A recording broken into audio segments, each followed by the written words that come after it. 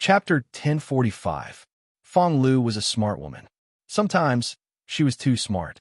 She knew how to deal with the relationship between men.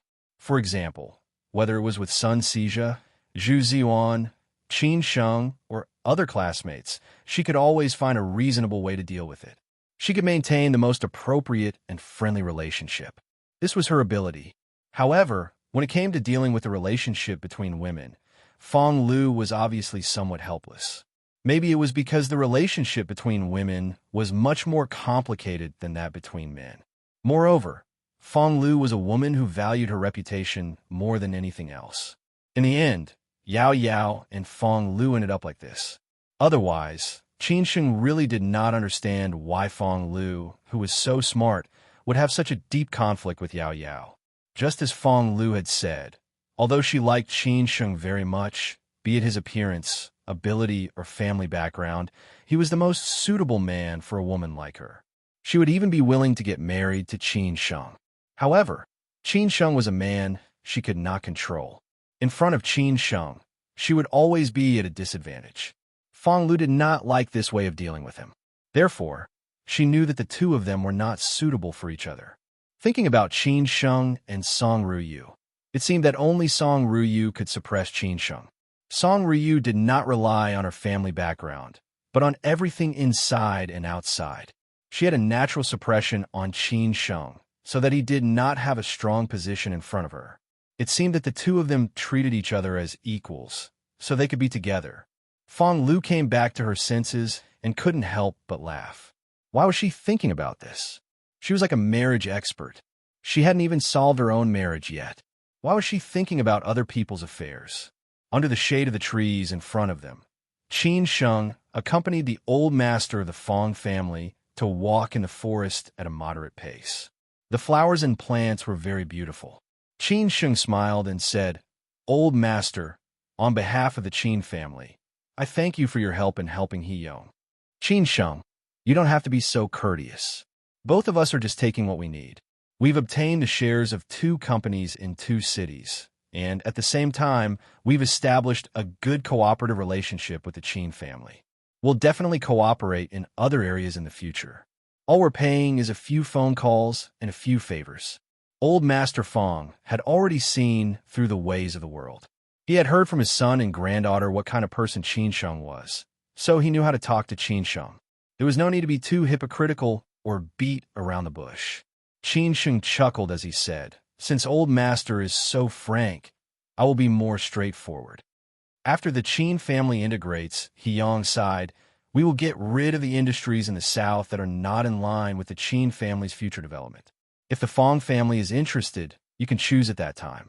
If the Fong family's friends like them, we will be happy to do the Fong family a favor."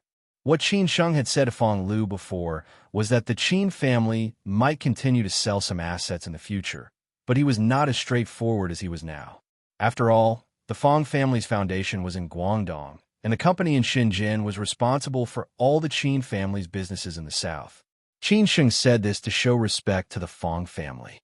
Old Master Fong understood instantly. He did not expect that Qin Sheng's real gift was here.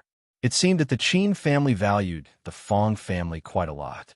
He smiled and said, "What's wrong with the Qin family? They suddenly want to dispose of these assets. These are the assets that your father accumulated with great difficulty. You must have run a lot of connections with the government." If it was connections, then Qin Chang'an's connections were all the big shots at the provincial level. That was why the Qin family could be where it was today. "Old Master, you must know the situation of the Qin family. You must know the situation of our family. We went astray in the past, so we have today's situation. Therefore, the Qin family must turn the ship around and take the road that should be taken. In this way, the Qin family can tide over the difficulties, and in this way, a new Qin family can be born." Old Master Fong asked with interest, "Then I want to know, which path does the Qin family want to take?" "The path that the country takes is the path that the Qin family takes," Qin Sheng said straightforwardly, without hiding anything. When Old Master Fong heard this, he was stunned. He stopped in his tracks and looked at Qin Sheng in disbelief. He had never thought that such a young man would say such a thing. This was already a big picture. If the Qin family really went on like this, the Qin family would probably be more prosperous than the Qin family today in the future. However, after thinking carefully about the recent series of actions of the Qin family, Old Master Fong had to guess that there was a master behind the Qin family. No wonder the Qin family first withdrew from the Chong and system and then cleaned up the related assets of the subsidiary companies. It turned out that they were playing a big game. Hearing this, I, an old man with half a foot in the grave, also learned something. Qin Sheng, you are amazing, the old master said somewhat emotionally. This also made the old master realize a lot of things. He instantly had a direction for the future of the Fong family. If they really wanted to continue to move forward during the holidays, they had to have such a structure instead of just focusing on the immediate interests. Qin Sheng shook his head and smiled bitterly. Old master, you're too serious. I heard it from an old professor at Tsinghua University. He reviewed the mistakes made by the Chong and department, which helped me understand a lot of things. However, it's not an easy way to go. The Qin family has just started, and we need to explore more. Old Master Fong nodded and said, I believe you. I am also looking forward to the future of the Qin family. Qin Sheng just smiled slightly. He could say whatever he wanted, but if he could really do it, that would be the real ability. The Qin family still had a long way to go, and so did his. Old Master Fong went back to the topic and said, I am afraid that the Qin family's assets in the south are not enough for us. Qin Sheng said with a smile, Old Master, we are just cooperating. I didn't say that we have to give them to the Fong family. It is just that the Fong family has the priority to choose, and the Qin family will sell the rest publicly. Old Master Fong shook his head and said, That is true. After all, the Qin family does not need to worry about selling these assets. We're just taking advantage of it. Speaking of this, I also need your help. It is actually not a big deal. Before Old Master Fong could finish his words, Qin Sheng replied directly, Old Master, I know what you want to say. The Qin family will take good care of Fong Lu's affairs in Beijing. If Fong Lu is willing, the Qin family will invest some money in him. In this way, he can establish connections in Beijing as soon as possible. Old Master Fong laughed and said, It seems that my granddaughter is more accurate than I am. Fong Lu and Fong Ti and I, who were behind them, saw the old man and the young girl chatting happily in front of them. They did not understand why Old Master Fong could chat with young people like Qin Sheng, and few young people like Qin Sheng were qualified to chat with Old Master Fong. However, it seemed that Old Master Fong did not treat Qin Sheng as a young man, and Qin Sheng was very confident in front of Old Master Fong. Fong Lu asked with concern, Small uncle, what do you think they were talking about? Fong Ti and I shook his head and said, I don't know. You can ask them later. After Qin Sheng finished his stroll, he left the Fong family home. He had called the old leader, and it was almost time. He was ready to visit the old leader. Qin Sheng never had the habit of being late, let alone visiting an elder. After Qin Sheng left, Fong Lu ran to Old Master Fong and said, Grandpa, what did you talk about with Qin Sheng? Old Master Fong found it funny and said, When did you become so gossipy? Fong Lu pulled Old Master Fong's arm and said, Grandpa, I'm not gossiping. I'm just curious. We didn't talk much. We just talked about what happened in Shenzhen. Then we talked about the cooperation between the two families. In the end, we talked about you. Grandpa Fong laughed happily. He loved this granddaughter the most, but he didn't expect that she would choose the most difficult path to walk. Grandpa Fong smiled happily.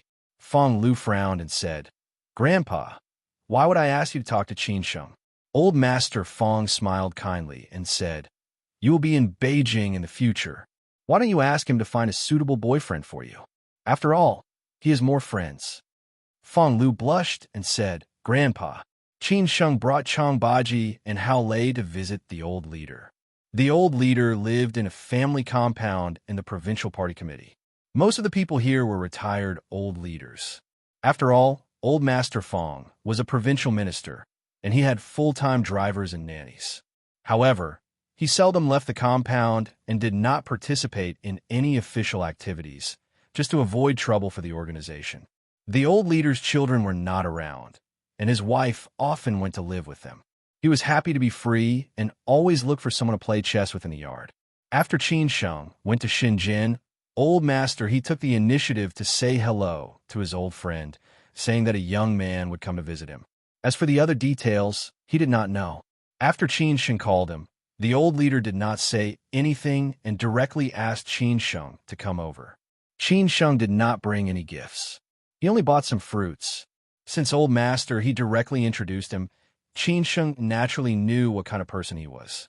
Moreover, under the premise of not knowing the person's interests and hobbies, it was better not to bring gifts for him. So he just brought some fruits. At the gate, Qin Sheng was naturally stopped by the guard. However, after the guard made a phone call to confirm their identities, he let them go. At the same time, he pointed them to the small building where the old leader lived. When Qin Sheng's car stopped at the gate, a nanny came out to greet him. She smiled and said, "Old Master Qian is already waiting for you in the study." Qin Sheng carried the fruits upstairs and asked Changbaji and Hao Lei to wait outside.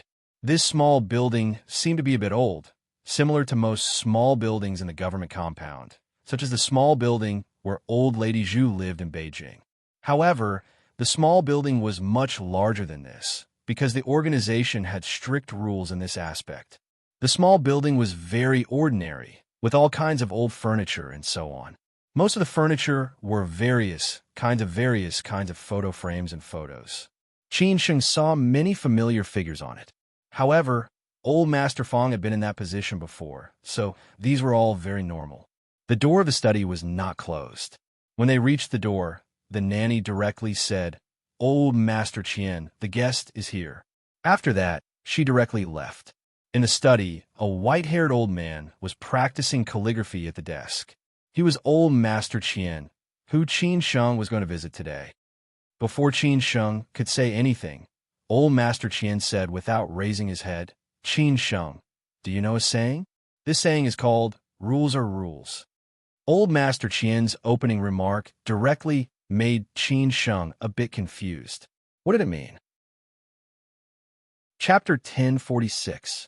Whether it was in the past or now, Qin Sheng had met a lot of big shots.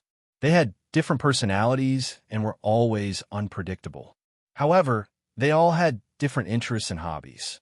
Some liked calligraphy and painting, some liked collecting antiques, some liked fishing and mountain climbing, and some liked drinking tea and playing chess.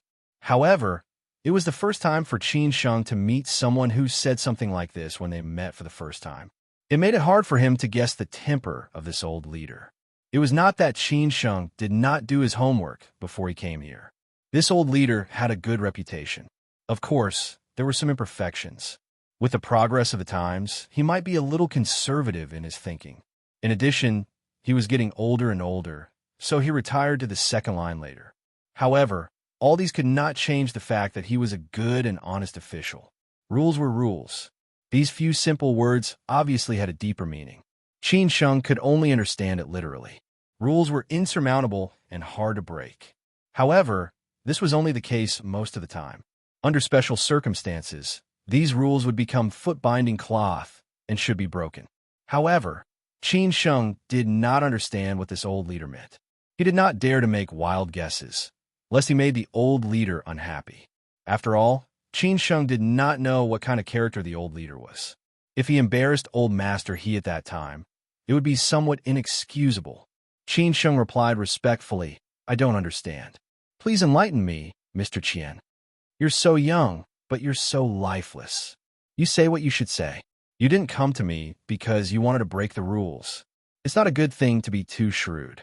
This is what middle-aged people in their 40s or 50s should have. Young people should be more energetic and full of vitality." Mr. Qian had been practicing calligraphy and did not even look Qin Sheng in the eye. Qin Sheng was a little unhappy. "Why did you say that as soon as we met? I didn't make you unhappy. I just came to visit you. Besides, we didn't have any contact before. It's not right for you to say that. Besides, do you know my situation? If I were really like what you said, I would have died many times. Or maybe my old man offended you in the past. This is possible." After all, when Qin Chang'an was in the limelight, he was more direct in front of these provincial big shots and offended many people.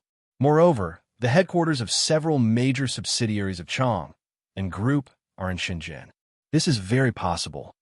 You're right, Qin Sheng said helplessly. Only then did Elder Qian stop writing. He glanced at him and got up.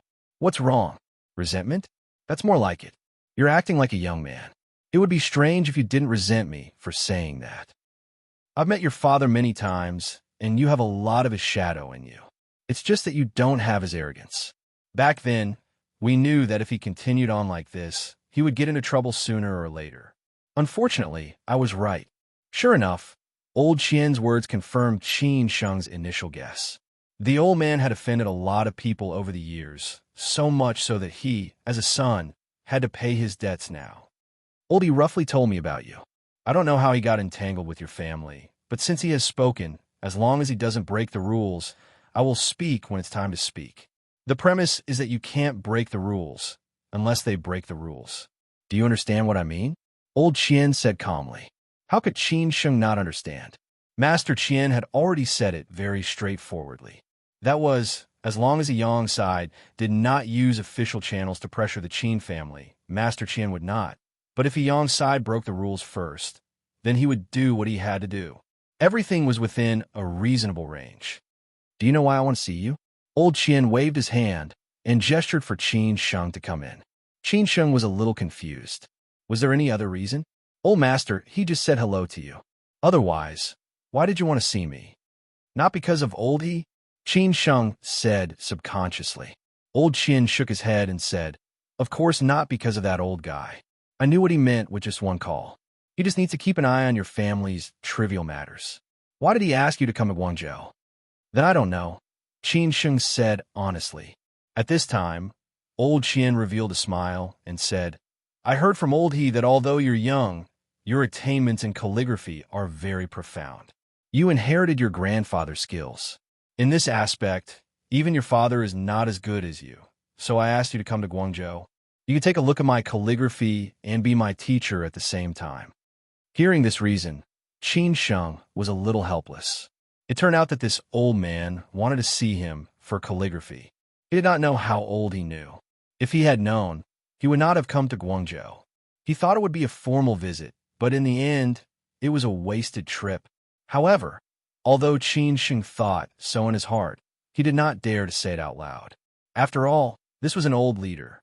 Who knew if he was not happy or not? Practice makes perfect. I don't have any attainments. I only know a little. How am I qualified to be old Qian's teacher? Qin Sheng laughed and said, however, in terms of calligraphy, he was really confident, because not only did he inherit his grandfather's skills, but he was also an ascetic in Bailin Museum for several winter and summer vacations. Otherwise, how could he be valued by the big boss of the calligraphy and painting world in Hangzhou? Old Qian pointed to a few words on the desk and said, then tell me what my calligraphy is like. Qin Sheng looked down at the few words on the desk. It was a very majestic 4 words, swallowing mountains and rivers. Of course, Qin Sheng was talking about these 4 words, not old Qian's calligraphy. He looked at it again and did not know how to start. He definitely did not dare to say it directly. Otherwise, this old man would lose his face. Qin Sheng was worried that he would be kicked out at any time. Just say it, don't hide it. If you don't tell the truth, I will pretend that you have never been here. Old Qian saw Qin Sheng frowning, and he snorted. Qin Sheng raised his head and glanced at old Qian. This is what you want me to say. Don't blame me after I say it, and don't be angry. At most, I will leave directly. Anyway, you're not allowed to curse. Old Qian was amused by Qin Sheng's words and replied, you are so talkative. Am I that kind of person? Tell me. Engulfing the mountains and rivers. These 4 words are very domineering, but they only mean domineering. When you wrote these 4 words, they did not have that kind of domineering feeling at all. It was as if the breath of engulfing the mountains and rivers was stuck in the throat and could not be spat out, making people feel suffocated. I dare say that when you wrote these words, you definitely did not have enough confidence. This is a common problem of many people, Qin Sheng said. He wanted to continue, but seeing the old master's thoughtful look, he let him wake up first. At this time, old Qian said, If you say no, then write the Qi engulfing mountains and rivers for me. I want to see if you really have the ability or if you're just bragging. Qin Sheng could not help but say, "Hey, old man, are you trying to provoke me?" Old Qian didn't. Ignoring Qin Sheng's tone, she directly handed the writing brush to Qin Sheng and said, "Come on, you write." Qin Sheng did not lower himself to old Qian's level. He directly took away the words written by old Qian, found a new piece of Qian paper, and spread it out. Then, he used a paperweight to press down on both sides. He took a deep breath to adjust his emotions, and then very patiently grinded. This set of procedures was definitely not a problem, but in old Qian's eyes, it was like a show. After a long while, Qin Sheng picked up the brush and dipped it in the ink. At this moment, Qin Sheng's aura was somewhat unusual. He was like a general who was decisive in killing, riding his beloved horse, and getting ready to enter the battlefield to fight. He put the brush down. Qin Sheng's face was incomparably solemn, and he had even entered a state of selflessness. This was him when he was serious, engulfing the mountains and rivers, completed in one go. Before Qin Sheng put the brush down, old Qian, who was next to him, was already stunned. It was obvious that he was very amazed by the words written by Qin Sheng. From his expression, old Qian could not help but shout, "Good writing!" Qin Sheng slowly put the brush down and finally let out a long sigh of relief, like a deflated balloon. It was like this every time he wrote. "Little Qin, then tell me, how can I improve by practicing calligraphy?" Old Qian asked eagerly. He was not the kind of person who fished for fame. For example, many old leaders practiced calligraphy after they retired.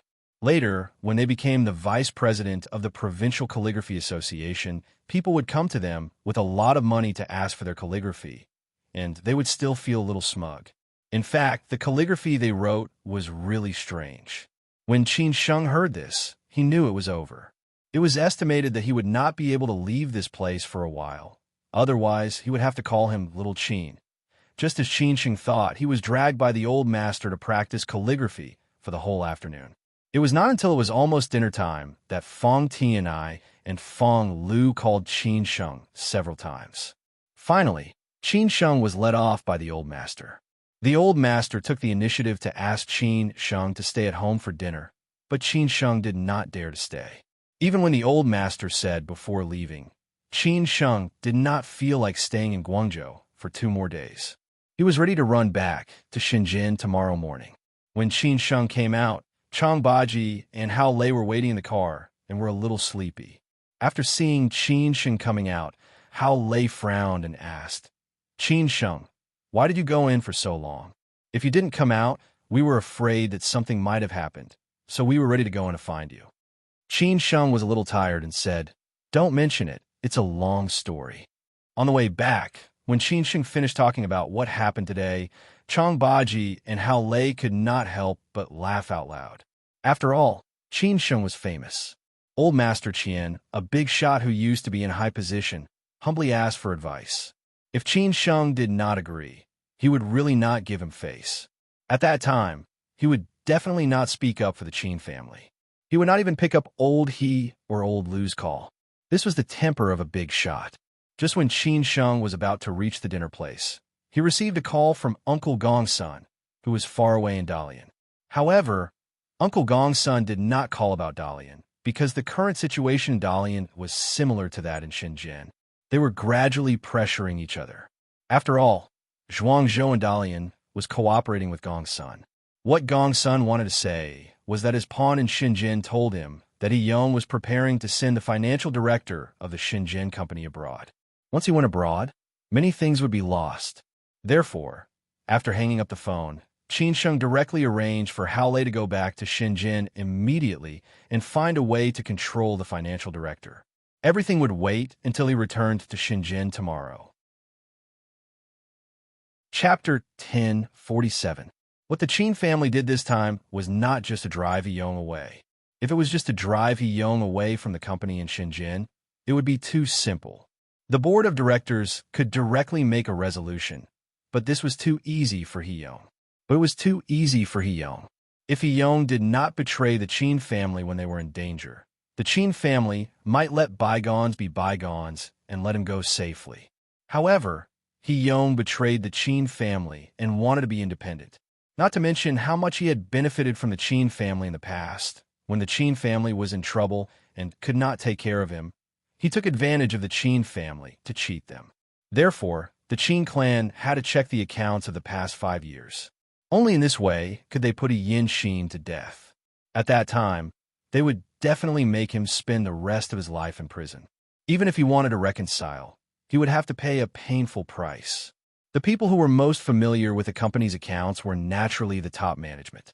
Among them, the chief financial officer was the one who bore the brunt. Some companies called him the chief financial officer. Although Qin Sheng directly fired the chief financial officer as soon as he came, it was only to pave the way for the audit. If the chief financial officer was here, he would definitely stop Qin Sheng. Only in this way could Qin Sheng not only suppress Yong's side, but also establish his prestige in the finance department. However, although Qin Sheng fired the financial director so easily, he also said that if there were any problems, he would hand over the financial director to the judicial authorities. There must be a lot of problems in the accounts for the past 5 years. There was no doubt about this. How could the financial director not be afraid? However, this seemingly shocking behavior was just a pave for the later plan. As long as Qin Sheng could take over the financial director, He Yong's defense line would collapse by half. At that time, it would be easy for others to break through. He Yong should have realized this, so now he was ready to send the financial director abroad. In this way, the Qin family could do nothing about it. At that time, He Yong could also slowly bargain with the Qin family. But how could Qin Sheng let this big fish go overseas so easily? He had already sent people to keep an eye on the financial director and investigated his family background. That was why Qin Sheng sent Hao Lei back to Shenzhen as soon as possible. After all, He Wei and Fu Rong did not have the energy to deal with this financial director. The restaurant that Fong Tianai had booked tonight was on the edge of the Pearl River, adjacent to Guangzhou's landmark Guangzhou Tower, which was the most prosperous place in Guangzhou. Opposite, it was the famous Tianhe CBD, which was also one of the 3 major national central business districts in China. The other two were Beijing's Guomao CBD and Shanghai's Lijiazui CBD. From the restaurant, one could overlook the night view of Tianhe CBD. The twin towers of Tianhe CBD were the most eye-catching. The East Tower was the Chow Tai Fook Financial Center, which was about 500 meters high. The West Tower was the IFC Guangzhou International Financial Center, which was about 400 meters high. The investors behind these 2 super high-rise buildings were Hong Kong businessmen. This showed how close Guangdong, which was adjacent to Hong Kong, was to the capital from Hong Kong, Macau, and Southeast Asia. Qin Sheng continued to deduce the relationship between the Fong family and these capitals. Otherwise, how could a Fong family develop so fast? When Qin Sheng arrived at the restaurant, Fong Tianai and Fong Lu were already sitting there. There were 2 other beautiful women, who were Fong Lu's close friends. They were all from big families in Guangdong, which had a few listed companies in Shanghai, Shenzhen, and Hong Kong. From their dressing and temperament, it was easy to tell that they were not from ordinary families. However, money would always be subservient in the face of power, because most of the money was accumulated because of climbing up to power. Money without power was like a building without steel and concrete, which could collapse at any time. Therefore, Qin Sheng, who was used to seeing those rich playboys in Beijing, felt that Qin Sheng was used to seeing those rich kids in Beijing, so he did not care too much about their identities. "Oh, I've been waiting for you for a long time. Why are you so late? Did you have a little lover in Guangzhou? Did you secretly go on a date?" Fong Tianai was used to joking with Qin Sheng. He liked to make these harmless jokes on normal days, but he never went too far. That was because the jokes would be taken seriously after a while. Because her 2 best friends were here, Fong Lu was a little unhappy. "Uncle, can you be serious?" Tonight, Fong Lu was wearing a black silk dress, which showed off her temperament. Such a sexy and charming beauty could be the center of attention anywhere. Her 2 best friends were almost the same. One was wearing a camisole and knee-length skirt, which gave people unlimited imagination. The other one was even more direct. She wore a low-back, tight-fitting skirt. This was under the condition that the weather was not very hot. It had to be said that Southern girls were quite trendy in terms of clothing. Okay, let's get down to business. How is it? Fong Ti and I said happily. After Qin Sheng sat down, he replied, "We talked about business for less than 10 minutes, but we were busy with trivial things for 3 hours. It seems that I was tricked by this old leader to come here on this trip to Guangzhou." "What do you mean? I don't understand." Fong Ti and I was a little confused. Qin Sheng replied, "Honestly, the old leader likes calligraphy. He heard that I have a good understanding of calligraphy, so he dragged me to practice calligraphy for a few hours. I almost collapsed. It took me a lot of effort to escape." "Ha ha, you don't know how lucky you are. Others are eager to have such an opportunity, but you don't take it seriously at all. The children of big families in Beijing have seen the world. It's different." Fong Ti and I smiled and flattered Qin Sheng. At this time, Fong Lu was not satisfied. She muttered, "Are you two men completely ignoring the existence of us 3 beauties? If you continue like this, we'll prepare to leave." Fong Ti and I said with a smile, "Yes, Lulu, quickly introduce your 2 best friends to Qin Sheng." Coincidentally, Qin Sheng is also single and unmarried. Maybe they can get married. I'm old and don't have chance. Besides, it's not easy to make a move on an acquaintance. If I were young and unmarried, I would definitely chase after your 2 best friends. Qin Sheng had been used to Fong Tian's shamelessness. He could really talk without blushing. He really did not know what he was like in the company. Maybe he did not have a proper career. Fong Lu did not bother to pay attention to him. Fong Lu could not be bothered with the uncle. Besides, these 2 best friends of hers had known the uncle for a long time, and their families had a pretty good relationship. Whether it was business cooperation or personal friendship, they did not see Fong Ti and I as an elder at all. Instead, they saw him as a big brother of the same generation. That was why Fong Lu had called him out tonight. If it were anyone else, they probably would not have dared to come. Qin Sheng also smiled at the right time. "I was just about to ask who these 2 beauties are." Brother Fong led me astray again. These beauties were amused by Qin Sheng at the same time. However, different women smiled differently. Some were cute, some were charming, and some were charming. "Then let me formally introduce you. This is Dong Sahan. She is your schoolmate and also graduated from Fudan University. She should be your senior sister, but later she went abroad to study." Fong Lu smiled and introduced the beauty on the left, who was wearing a deep V-neck tunic skirt. Sometimes women with short hair were more charming. Qin Sheng took the initiative to stand up and shake hands. "Senior sister, nice to meet you." Dong Sahan also smiled and shook hands with Qin Sheng. She deliberately grabbed Qin Sheng's hand and did not let go. "Junior brother, in the future when you come to Guangzhou, if Lulu is not here, you can come to play with me." "What a vixen." Qin Sheng had to sit down quickly. He did not dare to answer. At this time, Fong Lu introduced again. "This is Zhou Ying. She is not only my best friend, but also my childhood friend. She just broke up and is single. If you have a suitable partner, you can introduce him to her." Qin Sheng stood up again and shook hands with her. Unexpectedly, Zhou Ying said directly, "Are you really single?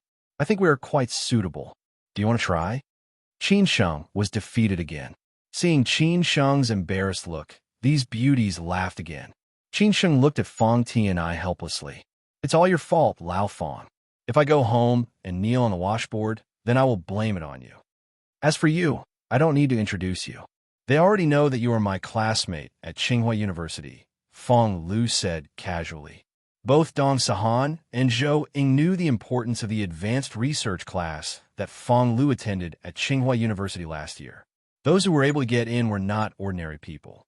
Moreover, Qin Sheng was a local of Beijing, which made him even more extraordinary. Although Fong Lu did not directly tell them about Qin Sheng's background, with their capabilities, they could easily find out after a little investigation. "All right, I forgot to introduce you. Hurry up and order. I am a little hungry." Fong Ti and I could not help muttering. If it was not because of Qin Sheng as a big CEO, he would not have come out. Of course, it was also because of the 2 beauties. Who did not want to spend more time with beauties? After ordering, Before Qin Sheng and Fang Tianai said anything, these beauties said that they wanted to drink some red wine. Fang Lu directly ordered 2 bottles of good red wine. Beauties and good wine were a perfect match. Coupled with the bustling night view, it was not wine that intoxicated people, but people were intoxicated. Fang Lu's 2 friends were more open. Even when they were joking, they did not care that Fang Tianai, the so-called elder, was present at all. Several times, they teased Qin Sheng so much that he did not know how to respond. Dong Sahan even sat next to Qin Sheng. Sometimes, she directly held Qin Sheng's hand. Qin Sheng was really scared. If it were other men, they would probably be capricious. However, Qin Sheng was not so carefree. Who knew whether these were tests or not? Therefore, after dinner, when Fang Tianai suggested that they continue to look for a place to drink, Qin Sheng directly said that he had something to do and had to leave first. This made Fang Tianai a little surprised and also made the beauties a little disappointed. When they left, Dong Sahan and Zhouing pulled Qin Sheng and teased him a lot. Qin Sheng really could not bear it. After they separated, Qin Sheng did not go with Fang Tianai. Fang Tianai said that if Qin Sheng did not drink, he would go to other people's drinking parties. Originally, he said that if Qin Sheng was not willing to continue drinking with Fang Lu, he would take Qin Sheng to find other men to drink with. In this way, Qin Sheng would be more open. Who knew that Qin Sheng would directly reject him? Fang Lu took her 2 best friends to the nightclub. Although Fang Lu looked very steady, she was actually a nightclub vixen. Every time she had a gathering with her best friends, she would go to the nightclub to vent until late at night. However, Fang Lu's private life was very clean and not so messy. This was also related to the Fang family's family education. Originally, they wanted to ask Qin Sheng to go with them, but who knew that Qin Sheng would run away, which made them somewhat disappointed. Qin Sheng did not dare to go with them. He had only drunk a little red wine, and these 2 beauties were already so presumptuous. When they were in the nightclub environment, Qin Sheng was really afraid that they would mess around. After all, he was already engaged. Moreover, he came to Guangzhou for business. If the Song family found out that he was fooling around, it would be terrible. Of course, Qin Sheng did not have any other business. He just did not want to continue drinking. However, after they separated, he did not go back to the Fang family. Instead, he directly went back to Shenzhen with Changbaji. After all, there were so many things to do in Shenzhen. Qin Sheng also did not want to continue wasting time in Guangzhou. Moreover, the business in Guangzhou had already ended. It was better to directly go back to Shenzhen overnight. Therefore, when Fang Tianai returned to the Fang family at night and found that Qin Sheng had not returned, he quickly called Qin Sheng. Who knew that Qin Sheng would say that he had already returned to Shenzhen? Fang Tianai was so angry that he could only laugh and scold Qin Sheng for being unkind, but there was nothing he could do. Chapter 1048. Of course, Fang Tianai was not really angry. He guessed that something unexpected happened in Shenzhen. So, Qin Sheng went back to Shenzhen in a hurry without saying goodbye. Qin Sheng did not forget to ask Fang Tianai to apologize to Old Master Fang and Fang Lu on the phone. Fang Tianai said that he did not say goodbye to Old Master Fang and Fang Lu in person, but Fang Tianai said that it did not matter. In the morning, when Fang Lu was having breakfast, she met Uncle Small and asked, "Uncle, why is Qin Sheng not up yet? I heard that he has a regular schedule. He should not be up at this time." "You know all this? Where did you get the news?"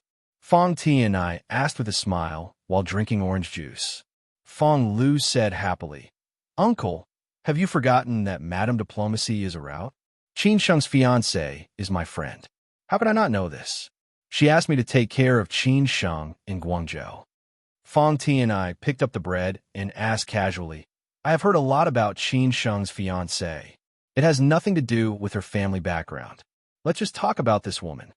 He had never seen Song Ryu before. It was said that the marriage between Qin and Song was a powerful combination. Qin Sheng was likely to live off a woman in the future. Of course, this was all a joke. Fang Lu ate like a lady. She had received professional etiquette training, whether it was Chinese or Western. After all, the Fang family had a wide range of contacts. After Fong Lu wiped her hands with a towel, she said, "Uncle, if this woman continues to be an official, maybe there will be another female leader in the future." After hearing this, Fong Tianai understood. He joked, "Then Qin Sheng will be in trouble." Fong Lu knew what Uncle Small meant, but she asked with concern, "Uncle, why is Qin Sheng not here yet? Do you need to call him?" Fong Tianai explained, "No need. He did not come back last night. Something happened in Shenzhen, so he rushed back overnight."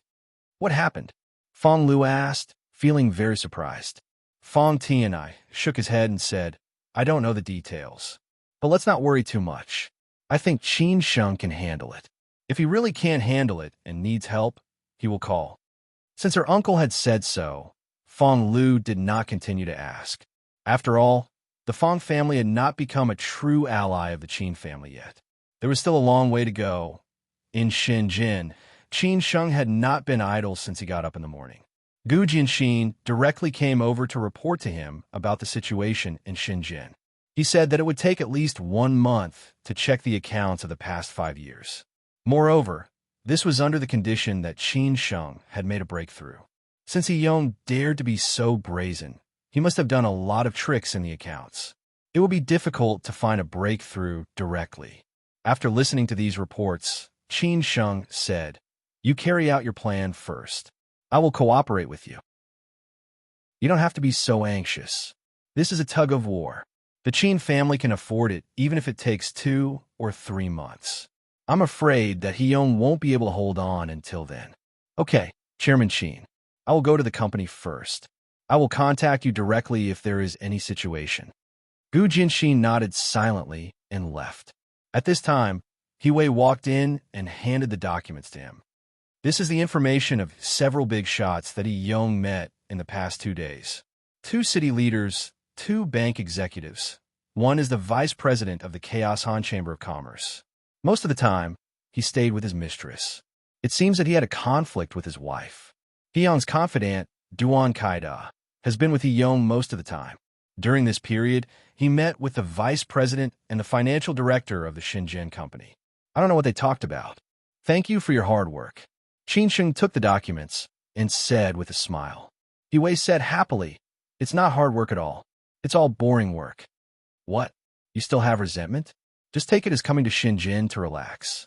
This time, we are not here to fight and kill," Qin Sheng said half-jokingly. Then he said, "You should keep a close eye on He Yong and Duan Kaida. No matter who they have met or contacted, it's better to find out." "Don't worry," He Wei said unconcernedly. He thought that the people this time would be very dangerous. It turned out that there was no danger at all. After Qin Sheng left the hotel, he went to meet the financial director of the Shenzhen company with Chang Baji. Hao Lei had already put him under control last night. As for how he had put Qin Sheng under control, Hao Lei did not know. At this moment, the financial director was locked up in a villa area in Shenzhen. Hao Lei brought some people to keep a close watch on him. He was waiting for Qin Sheng to go over and talk to him face to face. He reckoned that He Yong would know about it soon. Chang Baji had already arranged the itinerary. He and Qin Sheng went around in circles twice.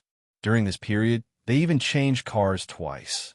After making sure that they were not being followed, they went to the villa area. They were already very familiar with this kind of trick. Back when they escaped from Hangzhou, it was much more complicated than this.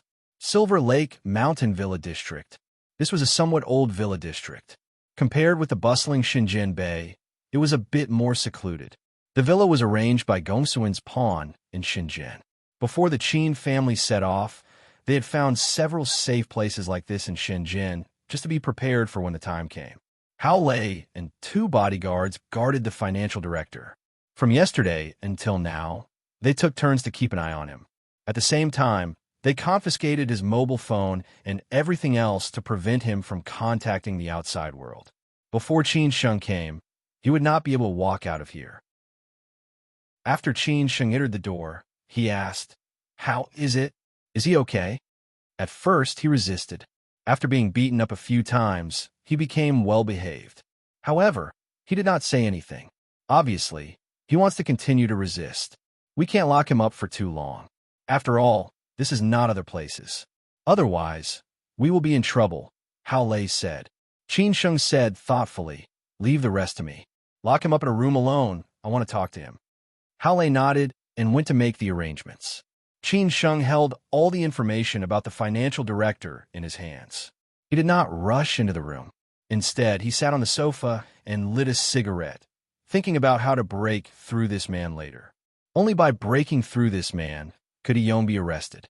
A few minutes later, Qin Sheng slowly stood up and walked to the room. When he reached the door, he directly pushed the door open and entered. He saw a man with a swollen face sitting on the bed with a blank look. When he saw Qin Sheng coming in, he looked over subconsciously. It seemed that he was not surprised at all. Qin Sheng closed the door and sneered.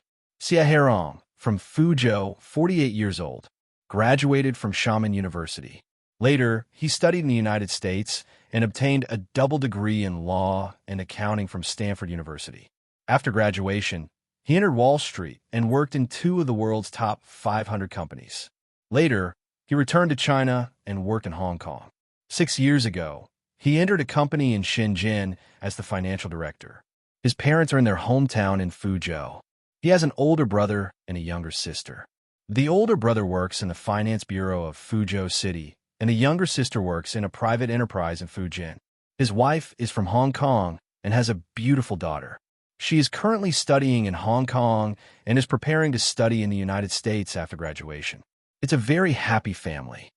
This was the general information about the financial director named Xia Herong. He looked a little thin and weak, and his hair was a little bald. Qin Sheng did not know whether it was because of the long years of work or because he had been working in Hong Kong for a long time. So he looked more like a Hong Konger. "Do you have a cigarette? Give me one." Xia Herong did not seem surprised by what Qin Sheng said. After all, this was only his basic information. Qin Sheng was not stingy. He threw the whole pack of cigarettes and lighter to Xia Herong. After Xia Herong took it, he silently lit a cigarette and fiercely puffed out the smoke. "Do you know that you are breaking the law by doing this?" Qin Sheng slowly walked forward to stand in front of Xia Herong and said, "If I say that I have done a lot of things that are illegal, would you believe me?" Xia Herong was stunned for a few seconds. Thinking of Master Qin's wrist, he seemed to be a little scared. He said weakly, "I know what you want to do, but I can't cooperate with you. Because if I say anything, I will die without a burial place. Yong will not let me go. If you don't say anything, do you think the Qin family will let you go? I know that Yong wants you to go abroad, but you probably can't even pass the customs in Shenzhen now, let alone go abroad. Moreover, I have already sent people to Hong Kong and Fuzhou. The news of your parents, wife, and children should come soon," Qin Sheng said calmly. However, the information in his sentence was enough to crush Xia Herong. Xia Herong was stunned. When Xia Herong heard this, he directly rose from the ground and shouted, "Qin Sheng, what do you want to do? Don't you know very well what I want to do? If you tell me, I can guarantee that you will be fine. I can let bygones be bygones for how much you have embezzled from the Qin family these years. Of course, you don't have to worry about your safety. Since I have sent people to Fuzhou and Hong Kong, I can guarantee the absolute safety of you and your family. Yong is not that capable. He is nothing in front of the Qin family. But if you don't say anything, there is another way. First of all, without your help, the Qin family can kill Yong. At that time, it is only a matter of time. You have been in the Qin family's company for so long, you should know the power of the Qin family. Don't think that you could be unscrupulous now that the Qin family is in trouble. It does not take too much energy to deal with ordinary people like you. At that time, what will be the end of you? First of all, you may spend your whole life in prison. I'm not that kind. Secondly, I can't guarantee what will happen to your family. After you get out of prison many years later, you will probably be the only old man left. At that time, you might as well die." Qin Sheng squinted and said these words very calmly. At this moment, in Xia Herong's eyes, Qin Sheng was a devil, not an ordinary young man who looked harmless to humans and animals. Xia Herong thought that Qin Sheng was not an ordinary young man who looked harmless. When Xia Herong heard these words, it seemed that he could already see the final result. He could not help but tremble a little. It never occurred to him that he would be involved in such a thing. Qin Sheng continued to say, "I don't have so much nonsense to say. I won't negotiate too many conditions with you. That's all I have to say. You can think about your choice carefully. If you refuse to cooperate with me, I can let you leave right now.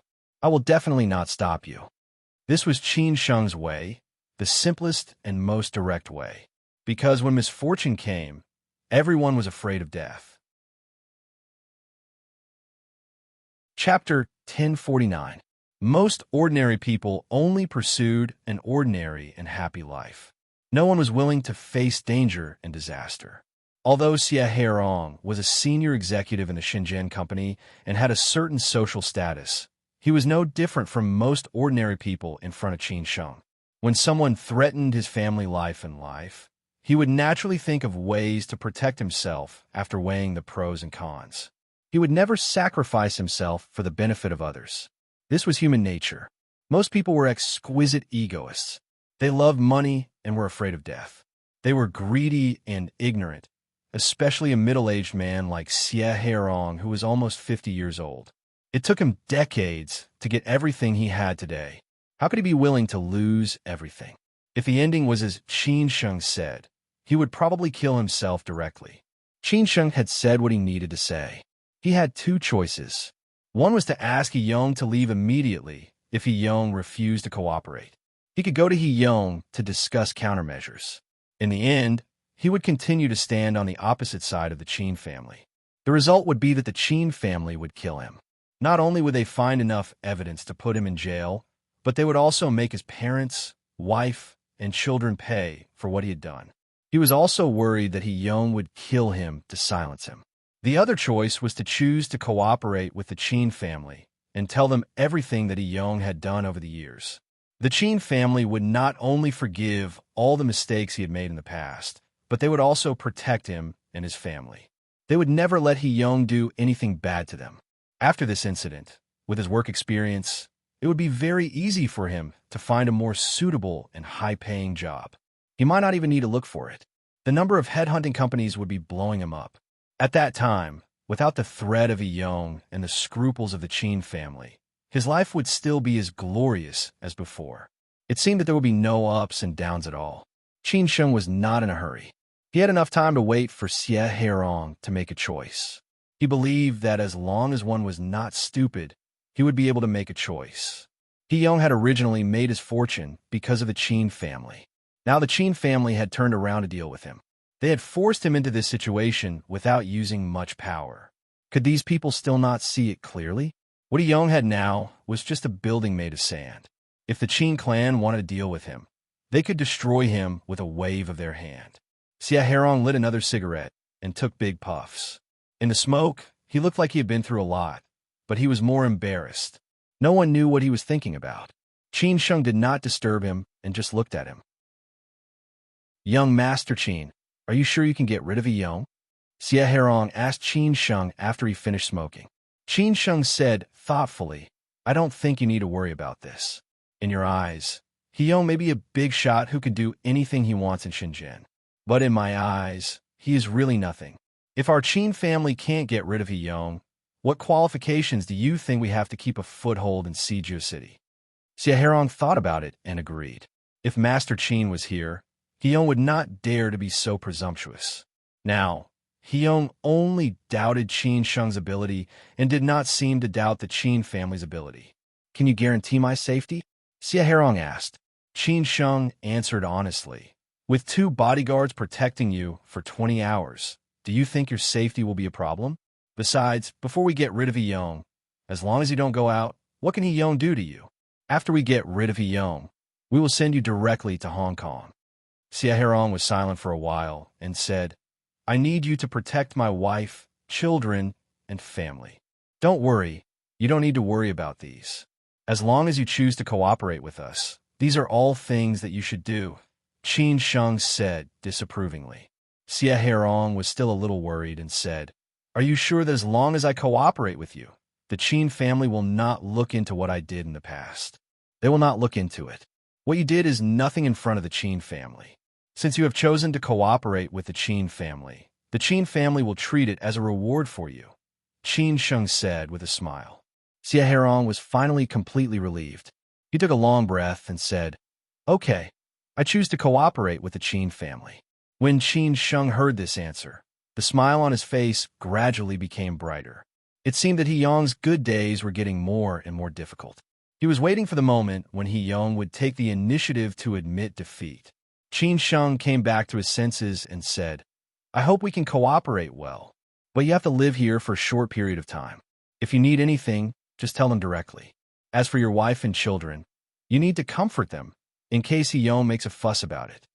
Since he had already promised Qin Sheng, Xie Herong would not think anymore. He replied, I know all these. After Qin Sheng came out of the room, Hao Lei hurriedly ran over and asked, Qin Sheng, how was it? Did Xie Herong compromise? If he really doesn't want me to go in and teach him a lesson, I don't believe that he won't compromise. Qin Sheng glanced at Hao Lei and thought to himself, now that you are a man with a girlfriend, can't you be more stable? He replied, he has already compromised and agreed to cooperate with us. Find 2 trustworthy people to guard Xie Herong here and don't let him leave. Inform Gu Jinshin to come over and talk to Xie Herong. We still need him to do these things. Hearing this news, Hao Lei was very happy and said, damn, Xie Herong is compromised.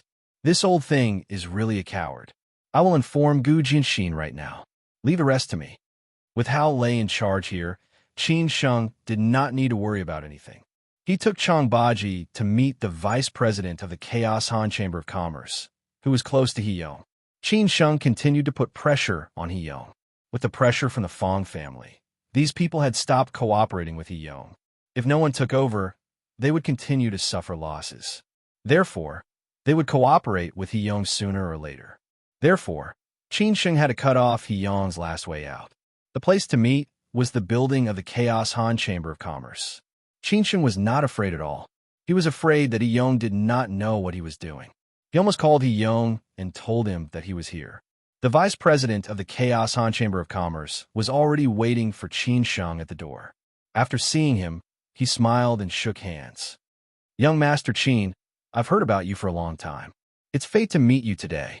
Lao Fong has already told me about you. Let's go in and talk. Qin Sheng laughed and scolded you in his heart. I have only been back in the Qin family for a year. How long can you be famous? You are so hypocritical. However, you are a businessman. As long as there is profit, it is not a big deal. There are many businessmen who know when to yield and when to stand tall. As long as they can make money, it does not matter even if they have to call the other party grandpa. As for the vice president of the Chaos Han Chamber of Commerce, Han Longgang, he was not bad. After all, he was also a respectable person. He was just afraid of the Qin family and the Fong family behind Qin Sheng, so he was very polite to Qin Sheng. Young Master Qin, your father is my idol. I just haven't had the chance to meet him. Han Longgang casually chatted. Qin Sheng said happily, Brother Han, then you really have no chance. Qin Sheng was already being polite. If he was not polite, he could directly say that if you really want to meet him, you can send yourself in.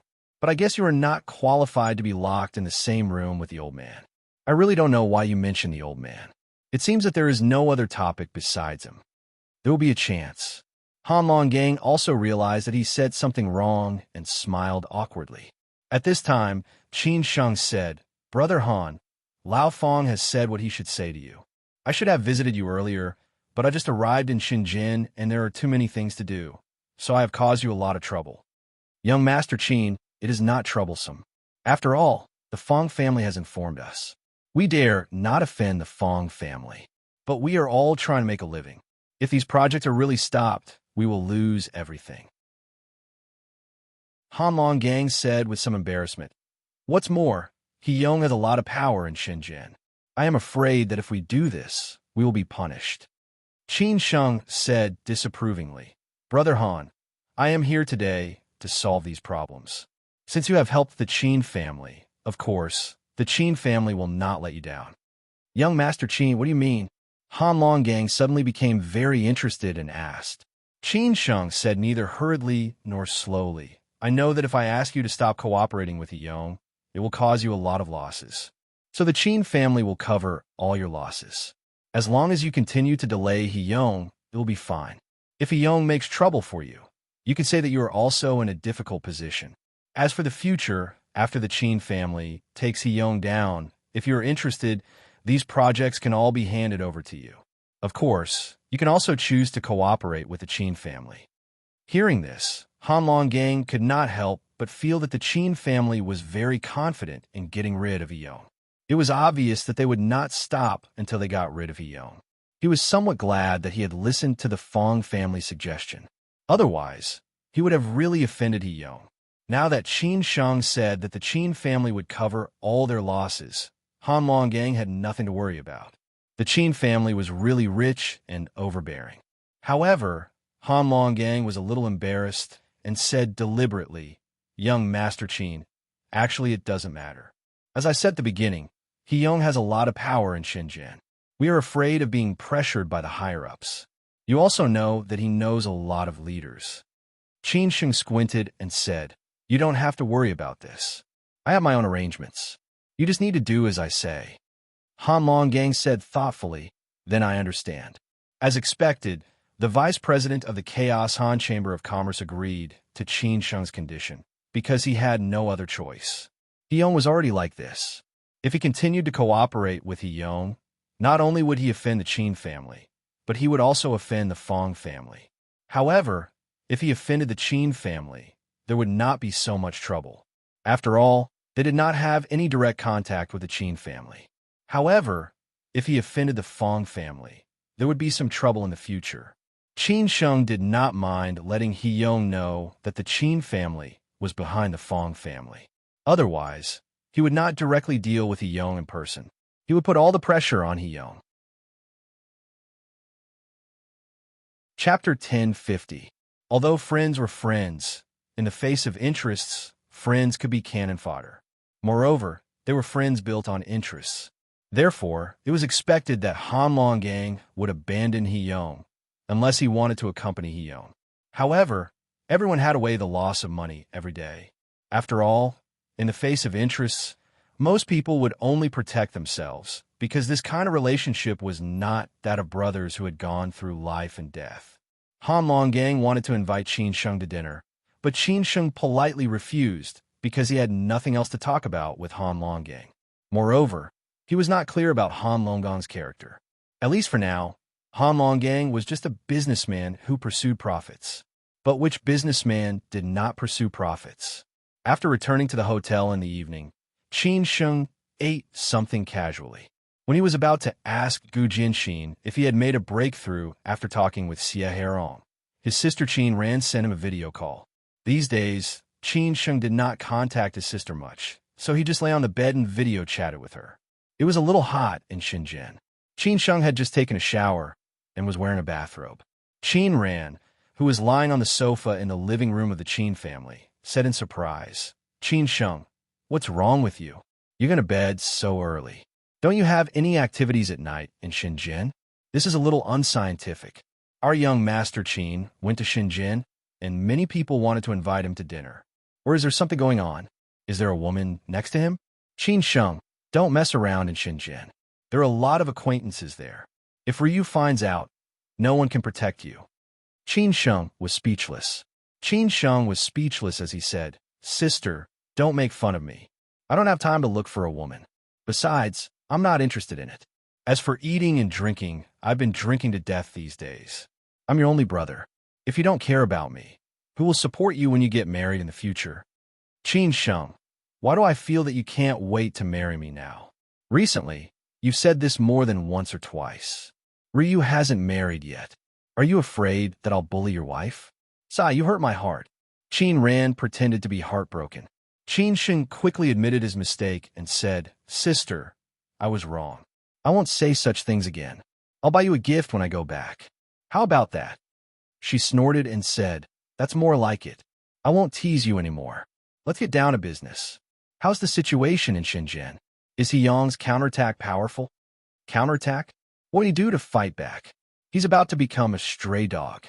I think it won't be long before he comes to me to compromise. I've already cut off all his retreat routes.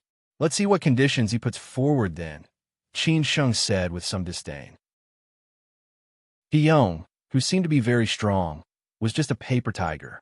Without the support of sixth Uncle Long, He-young was like duckweed without a foundation. Now, not only did Qin Sheng directly remove him from the general manager position, he also cut off his right-hand man. Most importantly, he made use of the Fong family to take drastic measures. What else could He-young do? When Qin Ran heard the news, she was very happy and said, "Oh, it seems that my brother's progress in Shenzhen is very smooth. I'll wait for your good news. I hope you can solve Yang's problem as soon as possible. I'll celebrate with you in Beijing." Qin Sheng replied with a smile, "Don't worry, sister.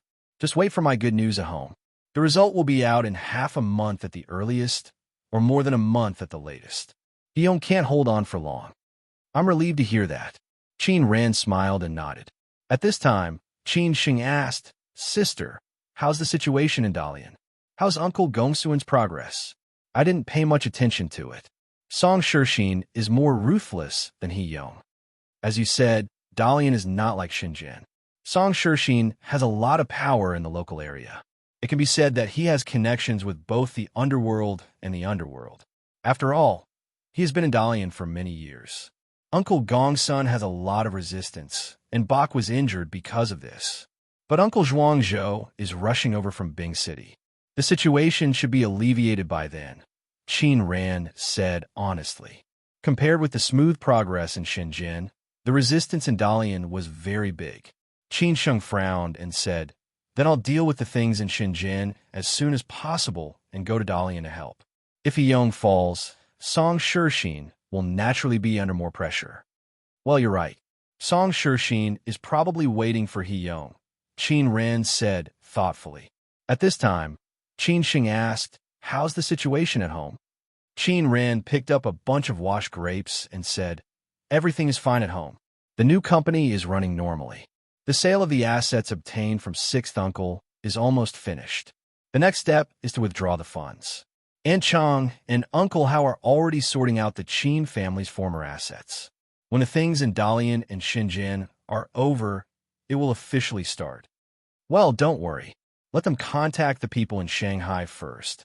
When the things in Shanghai are almost done, there will be results in Shenzhen and Dalian," Qin Sheng said. These were all within the plan. What Qin Sheng cared about now was the situation in Beijing. He changed the topic and said, "Sister, is there still no news?" At this time, Qin Ran said with a heavy heart, "It's been so long. How can there be no news? I heard that the joint investigation team has reinvestigated the Chong, an organization, and also investigated many companies under it. The Chong, an organization, has been in turmoil recently. Sixth Uncle and the others are having a hard time. Fortunately, we have withdrawn from the Chong, an organization, so it has nothing to do with us." When Qin Sheng heard this news, he said slowly, "It seems that the old man has given us a lot of things. I really don't know what will happen next. I'm afraid that sixth uncle will be anxious again and target the Qin family and the old man again. I don't know what the old man is thinking. Isn't he afraid that he won't be able to come out?" Qin Ran shook her head and said, "Let's talk about it later. These are out of our control. By the way, although you are in Shenzhen and can't come back in a short time, don't forget to care about Ruyu. If there is a result this year, you should get married. This is also what Grandma wants." Qin Ran changed the topic and said. Qin Sheng nodded and said, "Well, I got it." Later, Qin Sheng asked about the situation of Aunt Chang and Yaya. After a short chat, he hung up. Before Qin Sheng had time to ask Gu Jianxin, Xue Qingyan asked him what he was busy with now and if he had time for a video call. She had something to tell him. Qin Sheng did not reply and directly sent a video call. After the video call was connected, Qin Sheng found that Xue Qingyan was outside at this time. It was still dawn on her side. Theoretically, it should be dark in Shanghai earlier than in Shenzhen. At this time, it was already dark outside in Shenzhen. So Qin Sheng asked in surprise, "Sister, where are you? Why is it still dawn?" Xue Qingyan replied directly, "I am in Los Angeles." "Why do you think it's dawn? Why'd you go to Los Angeles?" Qin Sheng looked at the buildings over there, which seemed to be of foreign architectural style. Xue Qingyan said angrily, "Why do you think I came to Los Angeles? It's to look after Lin Su and your future baby son or daughter. Even if you don't care, I have to care for you." Sister, thank you, Qin Sheng said somewhat embarrassedly. He could also hear Xue Qingyin's resentment, but he could not do anything. He could only answer obediently. Xue Qingyin did not speak, so Qin Sheng could only ask, "Is Lin Su okay?" "Not good. If I didn't stop her, she would almost go back to China. At that time, you will be in big trouble," Xue Qingyin snorted coldly. Qin Sheng was stunned when he heard this. If Lin Su went back to China at this time, it would be really too messy. It was a bit like a melodramatic plot. First of all, what would the Song family do if they found out? This was a naked slap in the face of the Song family. Next, the Zhu family would be embarrassed. This marriage was made by old lady Zhu. It was Qin Sheng who did not live up to expectations. The Qin family did not care. At most, they would be ridiculed by others. After all, Qin Sheng was from the Qin family. They could not do anything, but the Lin family would not let it go. They would definitely make trouble. At that time, all the pressure would be concentrated on Qin Sheng and Lin Su. Qin Sheng could bear everything without fear, but what about Lin Su? No matter what, Lin Su was innocent, and the child in Lin Su's belly was even more innocent. Qin Sheng really did not dare to continue thinking, because there were too many troubles and dangers. He was afraid that he would not be able to do it even if he wanted to. "Why do you want to go back to China? Are you homesick or something happened there?" Qin Sheng asked after he came to himself. Xue Qingyin replied calmly, "It's not because of homesickness or something happened. It's because old lady Lin is critically ill. The Lin family has asked all the younger generations to go back and see her for the last time. Lin Su was raised by old lady Lin since she was a child. Her relationship with old lady Lin is incomparable. How can Lin Su not be anxious when old lady Lin is already in this state? I am really afraid that Lin Su's pregnancy will be affected because of this. At that time, the loss outweighs the gain. Fortunately, I happen to be in Los Angeles. Otherwise, Lin Yu would not be able to persuade Lin Su. In the end, I called Lin Changhe and told him everything. Lin Changhe was somewhat helpless, but he had to accept his fate. After a discussion, we made up a lie for the Lin family. I also persuaded Lin Su in every possible way. Otherwise, you would have had a headache now. Why did old lady Lin suddenly become critically ill? Qin Sheng asked incredulously. Of course, he knew the relationship between old lady Lin and old lady Lin. Lin Su was isolated in the Lin family when she was a child. Because of Lin Chongting and his wife, no one dared to get close to Lin Su. Only old lady Lin loved Lin Su very much. Because of old lady Lin's protection, Lin Su could have what she had today. Qin Sheng had met old lady Lin before. She was an extremely kind and lovely old lady who liked him very much. At that time, when most of the Lin family objected to their relationship, old lady Lin was the only one who firmly supported them. Qin Sheng, who had no background at that time, was really touched. Thinking of this, Qin Sheng felt a little guilty to old lady Lin. Because he had failed to live up to old lady Lin's expectations, Lin Su was now living abroad. Her grandmother, who loved her the most, was critically ill, but could not come back. How could Lin Su not break down? Qin Sheng could imagine Lin Su's feelings. If he were abroad and his grandmother was critically ill, he would probably try everything to come back. This was the power of family, which could make you do anything. However, if Lin Su really came back, there would be a lot of trouble. Therefore, Qin Sheng felt extremely guilty towards Lin Su again. He really owed her more and more. Now, he could only pray that the old lady would be safe and sound as soon as possible. Xue Qingyin said casually, "Old lady Lin is old. She has all kinds of diseases and had 2 operations. It's not easy for her to hold on until now. But it's useless to say this now. I want you to do something for me.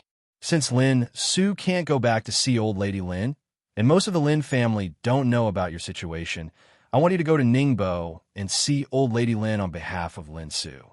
Old lady Lin will feel at ease when she sees you. Otherwise, she will be worried about Lin Su.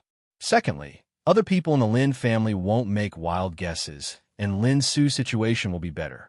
As soon as Xue Qingyin finished speaking, Qin Sheng replied without hesitation, "Sister, You don't have to say that. I have to go to Ningbo. Even if it's just for myself, I should go to see old lady Lin. Shui Qingyan was relieved to hear this. Chapter 1051. Chapter 1047. Losing your footing. In fact, even if Shui Qingyan did not say anything, Qin Sheng had to go and see old Madame Lin. This was not only for Lin Su, but also for himself. Although he had broken up with Lin Su in name, if it were not for old Madame Lin's support, he and Lin Su would not have had such a story. Moreover, Lin Su was his woman, and she was pregnant with his child. Old Madame Lin was Lin Su's grandmother and the maternal grandmother of his future child. No matter what, Qin Sheng should go and see old Madame Lin. This might be the last time he would see her. He might not have a chance to see her in the future. Moreover, as Shui Qingyan had said, this was also for the sake of Lin Su's situation. The relationship between Lin Su and her grandmother was incomparable. She was far away in America and could not come back. If Qin Sheng went to visit her grandmother on her behalf at this time, Lin Su would definitely be very touched. She could also be more at ease to take care of the fetus in America and would not let her imagination run wild every day. Secondly, as long as Qin Sheng went to the Lin family, those speculations would eventually disappear. No matter how crazy the rumors outside were, those people in the Lin family were destined to not know the truth. Everything was just hearsay. If Qin Sheng went there, they would not make wild guesses anymore. Lin Su's situation in the Lin family would also be more relaxed. Qin Sheng said sincerely, "I'll be in Shenzhen recently. After I'm done with the things in the next few days, I'll go to Ningbo right away. You should also tell Lin Su to take good care of herself." It was not that he did not want to call Lin Su personally. It was just that Lin Su's emotions must be very unstable now. If he called her and told her about this matter, her emotions might break down again. At that time, it would affect the fetus again. Shui Qingyan frowned and asked, "Why did you go to Shenzhen? How is your family now?"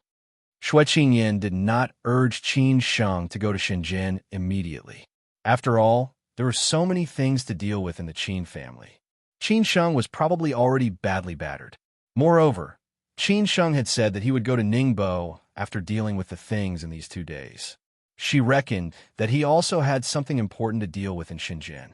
Qin Sheng explained casually, "It's about those things. You already know what you should know. Right now, we are consolidating the former assets. This time, I came to Shenzhen to deal with these trivial matters. I estimate that I will stay here for at least a month. However, things are progressing quite smoothly. At present, there are no major problems." Shui Qingyan said faintly, "That's good. I hope everything goes well for you in Shenzhen." After all, Qin Sheng was no longer the Qin Sheng of the past. Even if she wanted to help him now, she did not have the ability to do so. Unlike when Qin Sheng was in Shanghai and Hangzhou, she still had some power. Now, the Qin family's affairs were already beyond her ability. "Sister, thank you for coming so far to see Shui Qingyan," Qin Sheng said emotionally. Shui Qingyan had really done everything she could for him. Sometimes, Qin Sheng did not know how to face this woman. Shui Qingyan said helplessly, "Here we go again. I'm hanging up. I'm busy." Shui Qingyan did not give Qin Sheng a chance to explain and directly hung up the video call. Qin Sheng came back to his senses and did not know whether to laugh or cry. At this time, Qin Sheng finally had time to call Gu Jianxin. The call was connected after a short while. Qin Sheng asked directly, "Old Gu, how is Xie Herong doing? How much did he tell us? Is there any important news?" Gu Jianxin was in the villa over there at this time. He had just finished talking with Xie Herong and said in a low voice, "Xie Herong did not tell us many things at present. Most of them are trivial things. There is no important thing. He should still be hiding something, or it is not too much to say what should be said now. I can only wait until the company finds out the specific details and then break through from his side." Qin Sheng knew that it would not be so smooth on Xie Hairong's side. He must still be holding a wishful thinking and left himself a way out. He was afraid that Qin Sheng would abandon him at that time, or the Qin family could not get rid of Yong, and then Yong would take revenge on him at that time. Most people were like this. Qin Sheng could not be anxious. Since Xie Herong had already compromised, he would break through sooner or later. As Gu Jinxin said, as long as the company found some clues, Xie Herong could not bear it anymore. Qin Sheng nodded silently and said, I will leave the company to you. Try to find out the important evidence as soon as possible. At that time, it will be easy to deal with Xie Herong. Gu Jinxin said firmly, Master Qin, don't worry. I will speed up. Once there is something wrong, I will inform you immediately. He was originally a newcomer to the Qin family. This time, he was allowed to lead the team to Shenzhen. On the one hand, he was a professional. On the other hand, he was afraid that He Yong had already bribed some key figures in the Qin family. Therefore, this time, basically all the people sent to Shenzhen were newcomers. Qin Sheng said politely, Thank you for your hard work. As Qin Sheng had guessed earlier, after Xie Herong disappeared, He Yong had been in a panic at this time. Duan Kai almost ran and crawled to report the news. At that time, He Yong was still intimate with his mistress. Duan Kai had no time to care about these things. He directly rushed in and said that he had something important to report. He Yong could only let his mistress, who was only wearing underwear, go back to the room first. He Yong said somewhat angrily, Lao Duan, what's wrong with you? When did you become so flustered? Fortunately, they were not working just now. Otherwise, if Duan Kai rushed in, it would be really embarrassing. Duan Kai's face was livid as he said, Brother, I really have something urgent to report to you. He Yong said disdainfully, What urgent thing? Tell me, did Qin Sheng kill his way to the door or not? He Yong said disdainfully. Today, the leader said that he would help him put pressure on the Chaos Han tycoons, so he also relaxed a lot. As long as the capital chain was not broken, he could continue to deal with the Qin family. Duan Kai did not expect He Yong to be so calm. He hurriedly said, Xie Herong disappeared. What? Hearing this news, He Yong almost stood up subconsciously. He stared at Duan Kai with a dumbfounded look and shouted. Hadn't Xie Herong been sent to Hong Kong by Duan Kai and then went abroad from Hong Kong? How could he suddenly disappear? Duan Kai then explained, Originally, we had agreed to go to Hong Kong today. However, at noon, I called Xie Herong, but I couldn't get through to him no matter how hard I tried. I then sent people to his home, but they found that he had already disappeared. We couldn't get in touch with him no matter how hard we tried. I sent people to search for him for the whole afternoon and went to all the places that should have been, but still couldn't find Xie Herong. Duan Kai, this is what I asked you to do. How can a living person disappear? What are you doing? You don't know how important Xie Herong is to us. If he is controlled by Qin Sheng, the things that we have done in the company will be exposed. Why don't he go to hell? He Yong came to himself and scolded loudly. Duan Kai frowned and said, Brother, now that he has disappeared, we should think of a way to find him, or to use a way to save this situation. Otherwise, it will be too late. If Duan Kai had not been with him for so many years and had made great contributions, He Yong would really want to kick him. He scolded loudly and said, Do I need you to tell me this? King said at the beginning that it would be better to kill him directly. But you insisted on sending him abroad. Now tell me, what should I do? Duan Kai had a headache. Although He Yong had a strong relationship in Shenzhen and knew many leaders in the province, this was Shenzhen after all. If someone died and Qin Sheng got hold of it, then he would be digging his own grave. Last time when the Qin family sent people to Shenzhen, He Yong also wanted to use violence directly. Fortunately, he suppressed it and just gave them a warning. Now, no matter what we do, we have to find a way to find Xie Herong first. I have sent people all over Shenzhen to look for him, and I have also used the connections in the public security system to find him. At the same time, I have also sent people to Hong Kong to find his wife and children. No matter whether he has been caught by Qin Sheng or not, as long as he dares to leak any information, I will make his wife and children pay with their lives, Duan Kai said fiercely. He Yong also knew that this was not the time to scold Duan Kai. He gritted his teeth and said, Didn't you send people to keep an eye on Qin Sheng? Send a few more people to keep an eye on him. If Qin Sheng really has Xie Herong under control, he will definitely go to see him. At that time, Even if we have to fight, we have to take Xie Herong back at all costs. Qin Sheng is very cunning. Our men can't follow them at all. There should be anti-reconnaissance experts over there. This seems to be a little difficult. Duan Kai shook his head and smiled bitterly. He Yong directly kicked the tea table and said, "If you can't keep an eye on Qin Sheng, keep an eye on all the people from the Qin family who came to Shenzhen. I don't believe that they won't give themselves away. I don't care what methods you use, and I don't care where you find people. Find Xie Herong at all costs. Damn it, this is how you reply to me about what I told you." Duan Kai's face was a little ugly. After all, Hyung rarely pointed at his nose and scolded him like this. He had no choice but to bite the bullet and say, "It's not that we don't have any gains on our side. We already know who Qin Sheng met these 2 days." Hyung frowned and said, "Who did he meet?" Duan Kai replied truthfully, "He went to Guangzhou yesterday morning. Fang Ti and I went to the hotel to pick him up in person. Qin Sheng went directly to the Fang family. At the same time, he also went to the Provincial Party Committee family quarters in the afternoon. As for who he met, I still don't know. I'm trying to find out." This afternoon, Qin Sheng went to the Chaos Han Chamber of Commerce and met Han Longgang. As for what they talked about, I don't know. Damn it, it's really the Fang family. I knew it was the Fang family. This son of a B** TCH, Fang Ti and I, still doesn't admit it. Don't wait for me to make a comeback. At that time, I'll make your Fang family pay double, Hyung said, gnashing his teeth.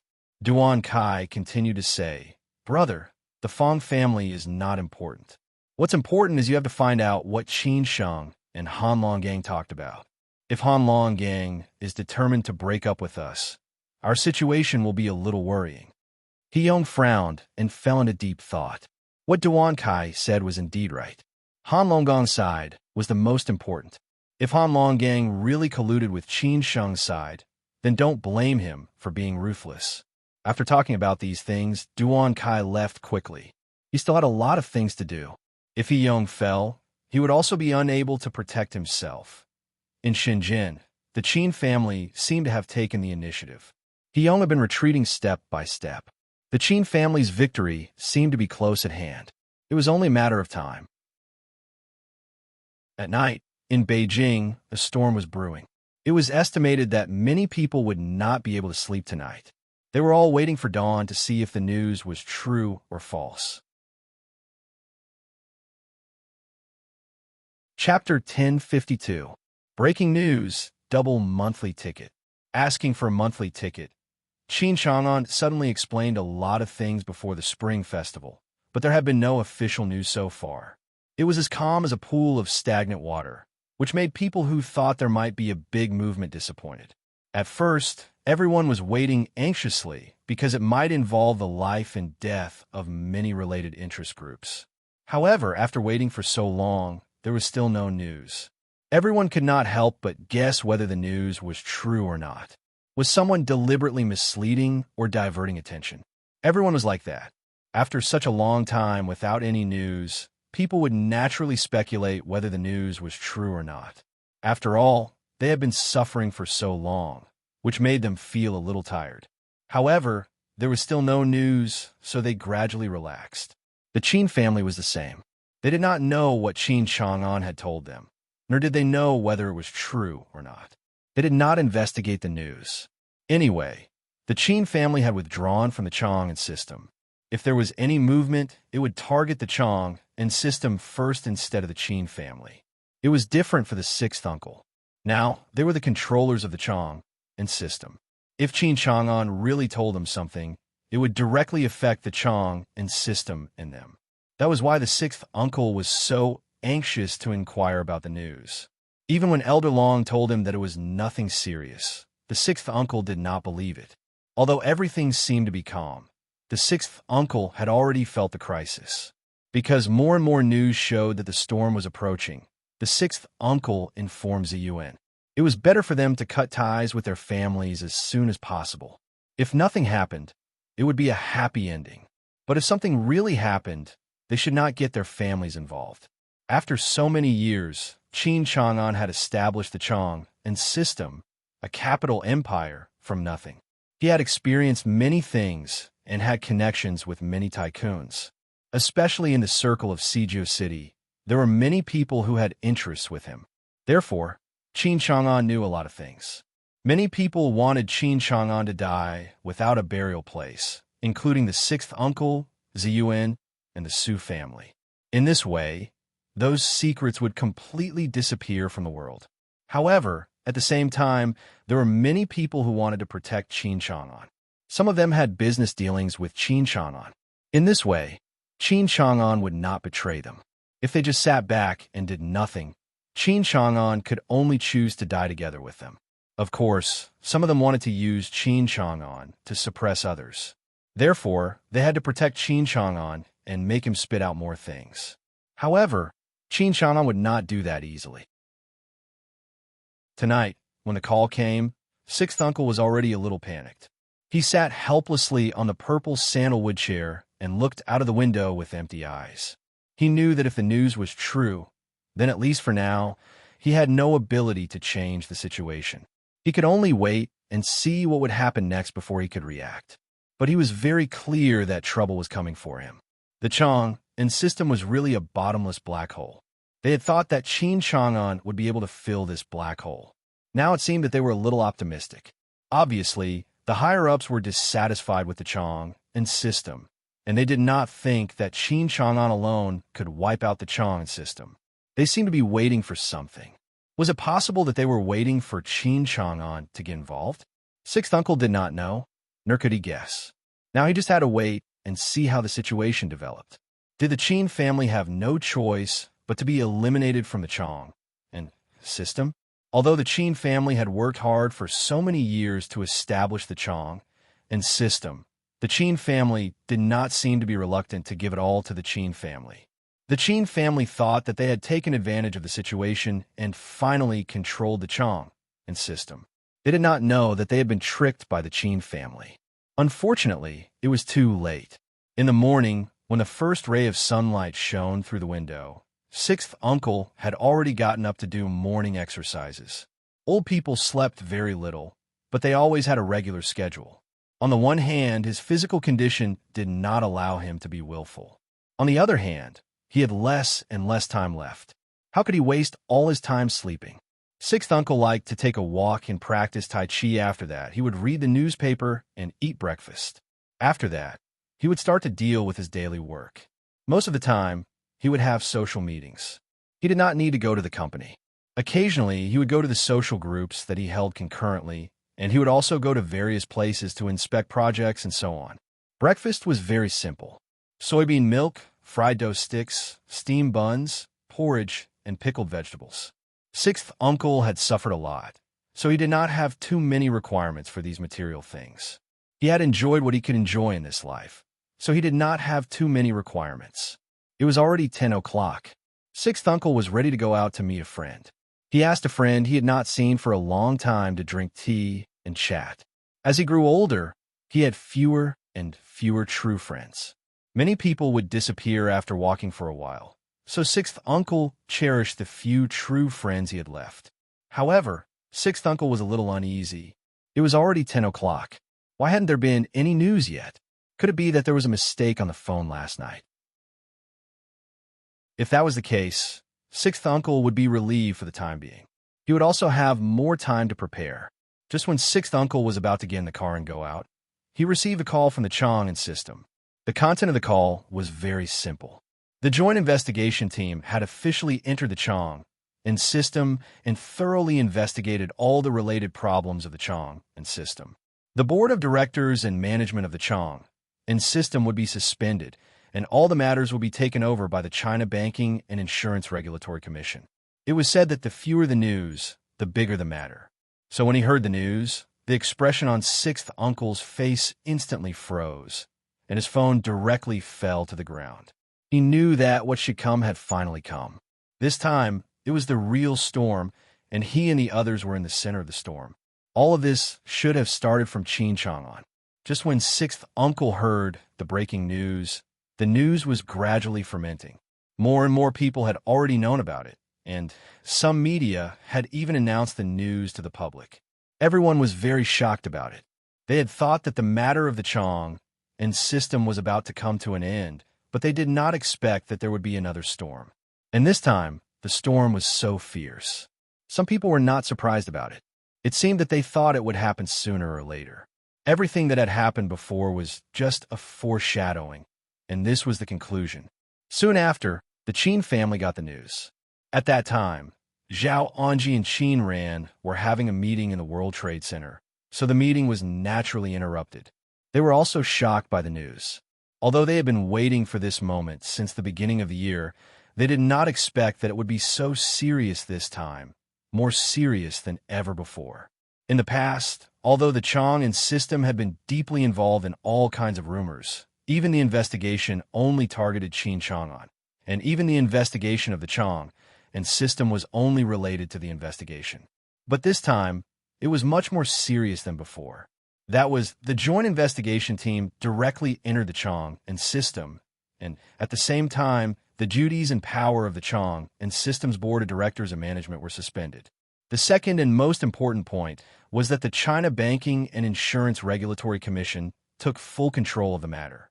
If it were other companies, the news might be that their bank accounts would be sealed and business transactions would be suspended. But for a giant like the Chong and system, it was obviously impossible. After all, Chong and system had so many subsidiaries, branches, and employees. At the same time, it was involved in the turbulence of the capital market. After all, the insurance funds of the Chong and system were widely invested in the stock market, the bond market, and so on. If one part was moved, the whole system would be affected. If the company was really sealed, it would have a great impact. Therefore, the China Banking and Insurance Regulatory Commission took over the matter.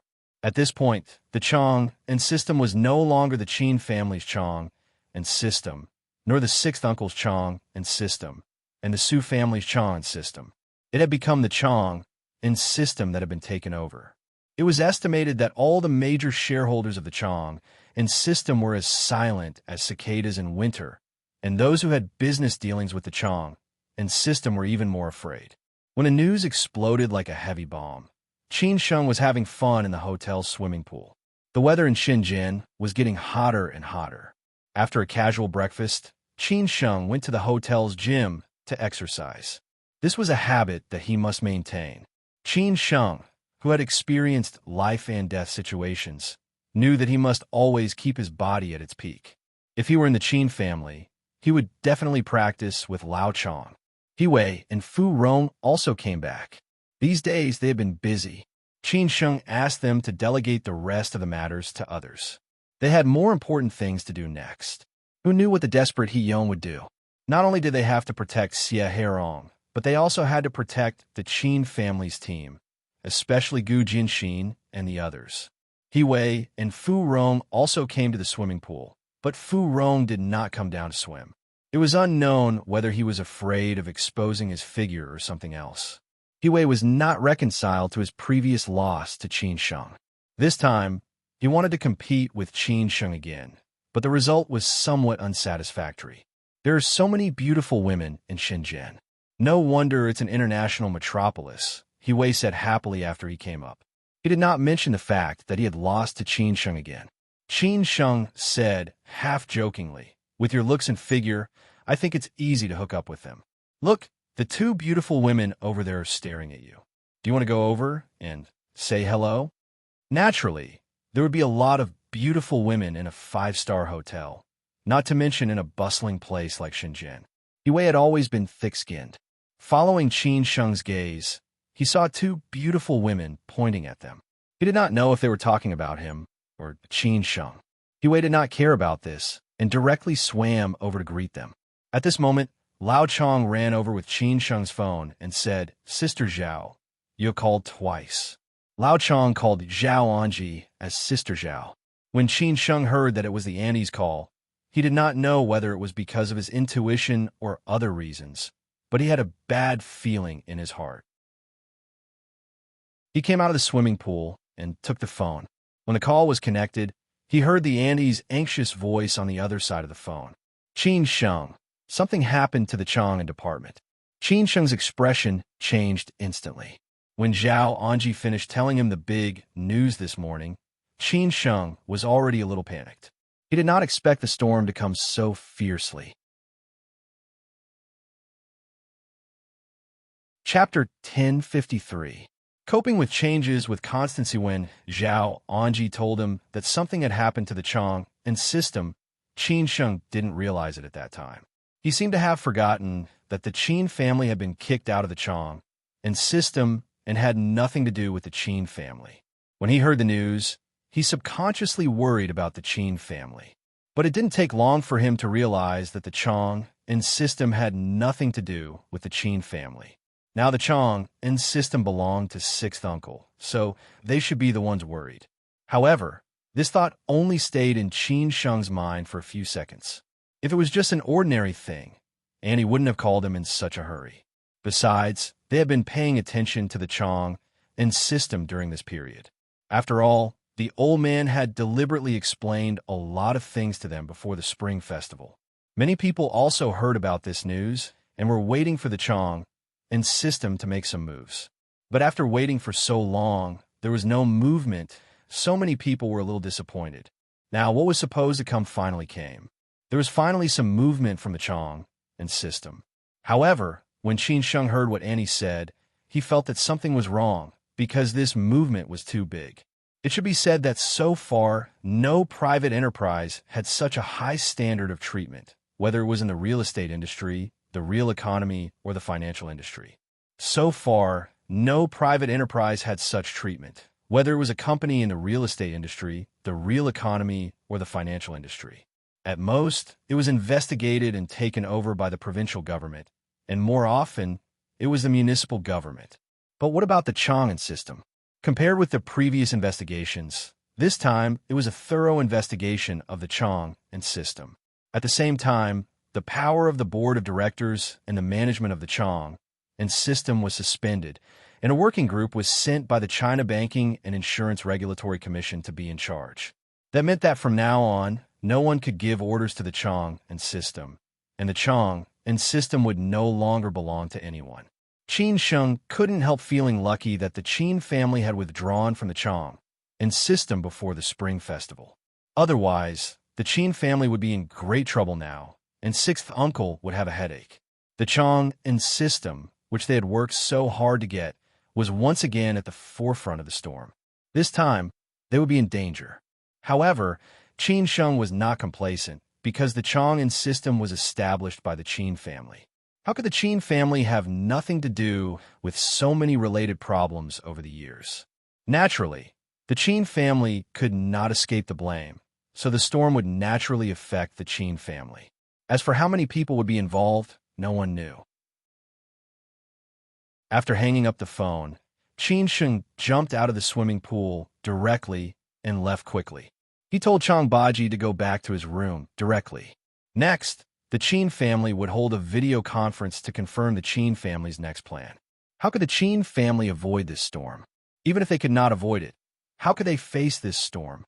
On the other side, Huey was chatting happily with a few young ladies. He even made plans to go out for a drink at night.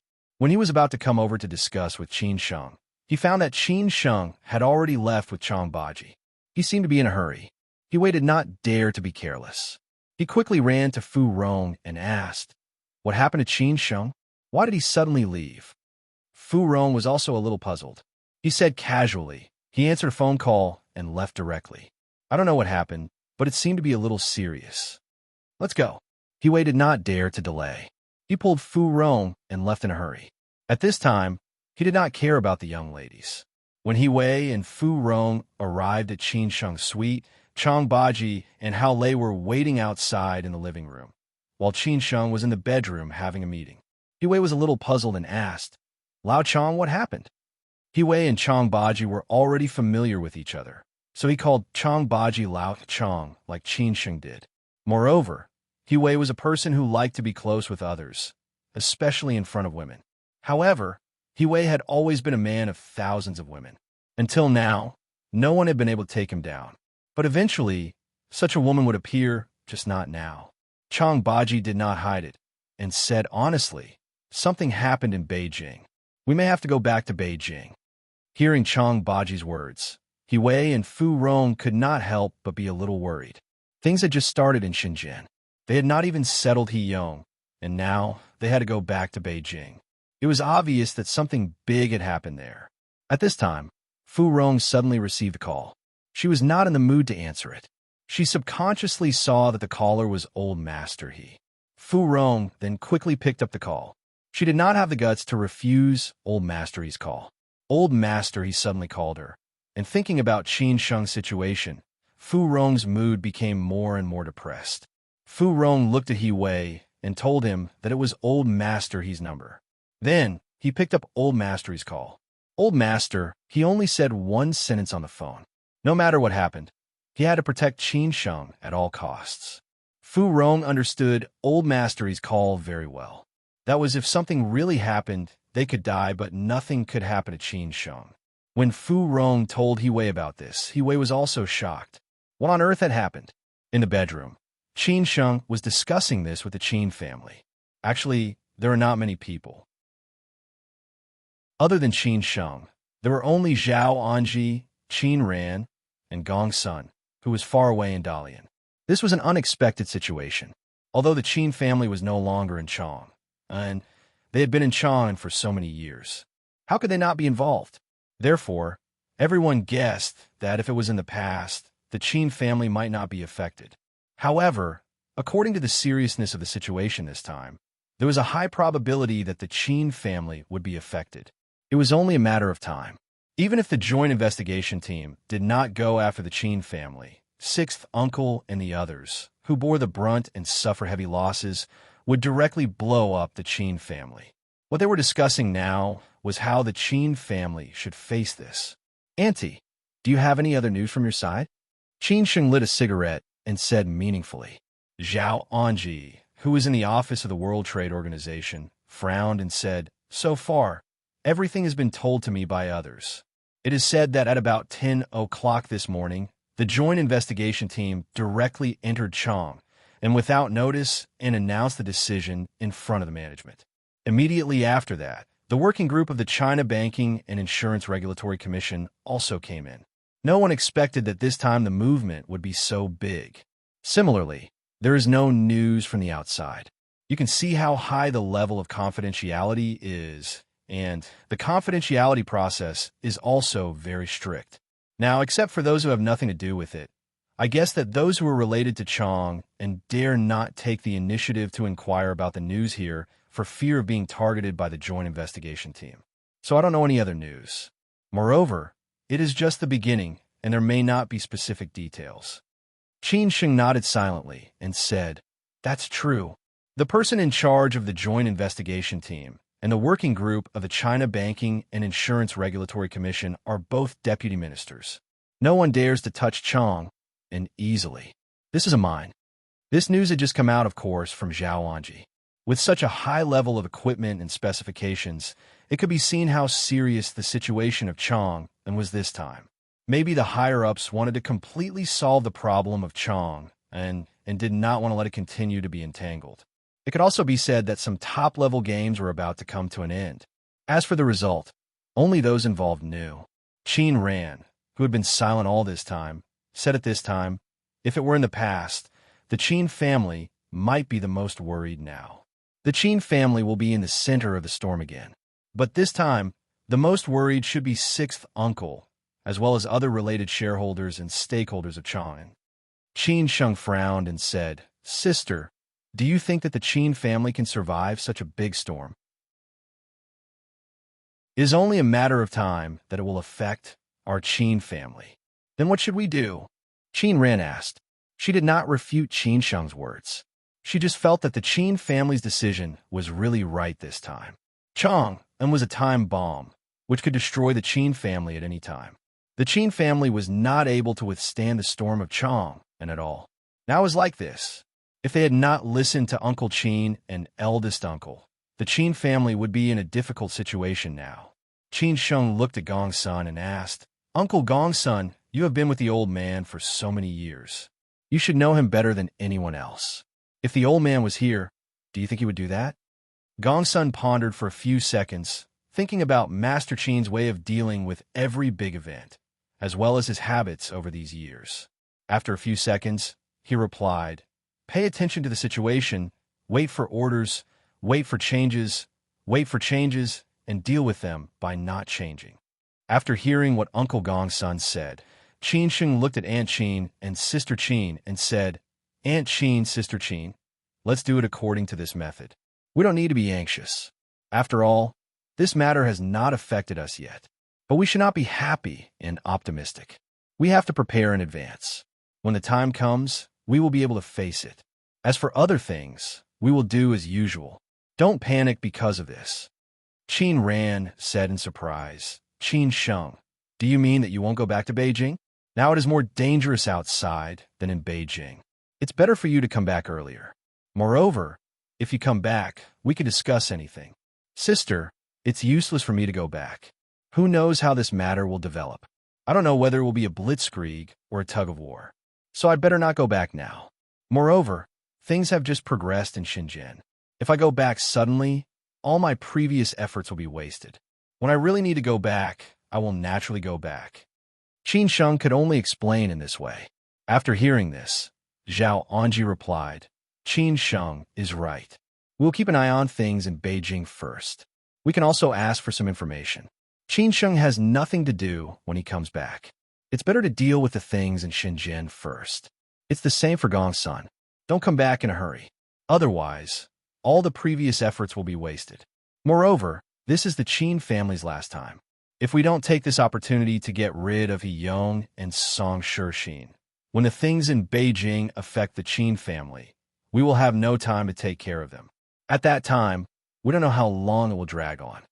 "Yes, I think so too," Gongsun echoed. Hearing what everyone said, Qin Ran could not change it. In the end, she could only agree with this decision. Compared to other things, she was more worried about Qin Sheng's safety. Battlefield Literature. Chapter 1054. At present, the Qin family did not know whether the sudden storm would affect them or not.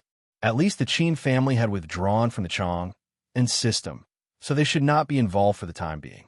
At most, Qin Chang'an would be involved. Of course, the first to bear the brunt was the sixth uncle, so the Qin family still had time to observe and prepare. The Qin family's strategy was moderate. They did not think that the Qin family had withdrawn from the Chong and system, so this matter had nothing to do with the Qin family. At the same time, they did not take the initiative to get involved in the situation. They wanted to see how the situation was going and the sixth uncle's reaction was. Finally, the Qin family would make countermeasures. After the video call, Qin Sheng was lost in thought. He guessed that everyone who should know about this matter had already known about it. He wondered what his uncle and uncle were thinking now. He could not take the initiative to contact his uncle. The Zhu family had done what they should do, and if they took the initiative to help the Qin family, it would be against their principles and bottom line. At that time, the Zhu family might also get into trouble. However, almost no one knew about his uncle's return, so Qin Sheng could still ask him about it. He called his uncle at once, and the call was connected soon. On the other side, Qin Chongqing was sitting on the balcony, enjoying the sea breeze and looking at the sea. Before Qin Sheng said anything, he asked, "Qin Sheng, do you want to ask about what happened in Beijing?" Qin Sheng was not surprised and said, "Uncle, you already know about it. It's such a big thing. How can I not know? If I said that I received the news last night, would you believe it? There should be others who received the news, but they still had doubts about the authenticity of the news. Now it's confirmed," Qin Chongqing said calmly. Qin Sheng was a little shocked. He did not expect that his uncle would know about it in advance, and that other people also knew about it in advance. It seemed that these big shots were really omnipotent. The network of relationships was too complicated, and no one knew who would be involved in the end. "Uncle, fortunately, you advised the Qin family to withdraw from the Chong and system. Otherwise, we would have a headache now," Qin Sheng said in a low voice. Qin Chongqing shook his head and said, "This suggestion should be made by your uncle. But do you think that this matter will have nothing to do with us if we withdraw from the Chong and system?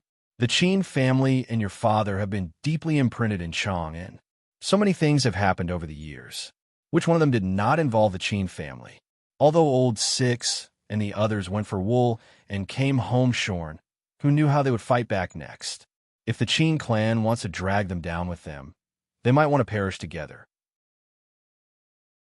In short, there won't be any winners. If Qin Changxing couldn't see these things clearly, then he wouldn't be Qin Changxing. Back then, after training in the system for so many years, he might as well become a monk. It did not occur to Qin Sheng that his first uncle would be able to see through everything so clearly. He said in a low voice, "First uncle, what should we do next?" "What are you going to do?" Qin Changxing asked. Qin Sheng truthfully told them the decision made during the video conference just now. "We choose to wait and see."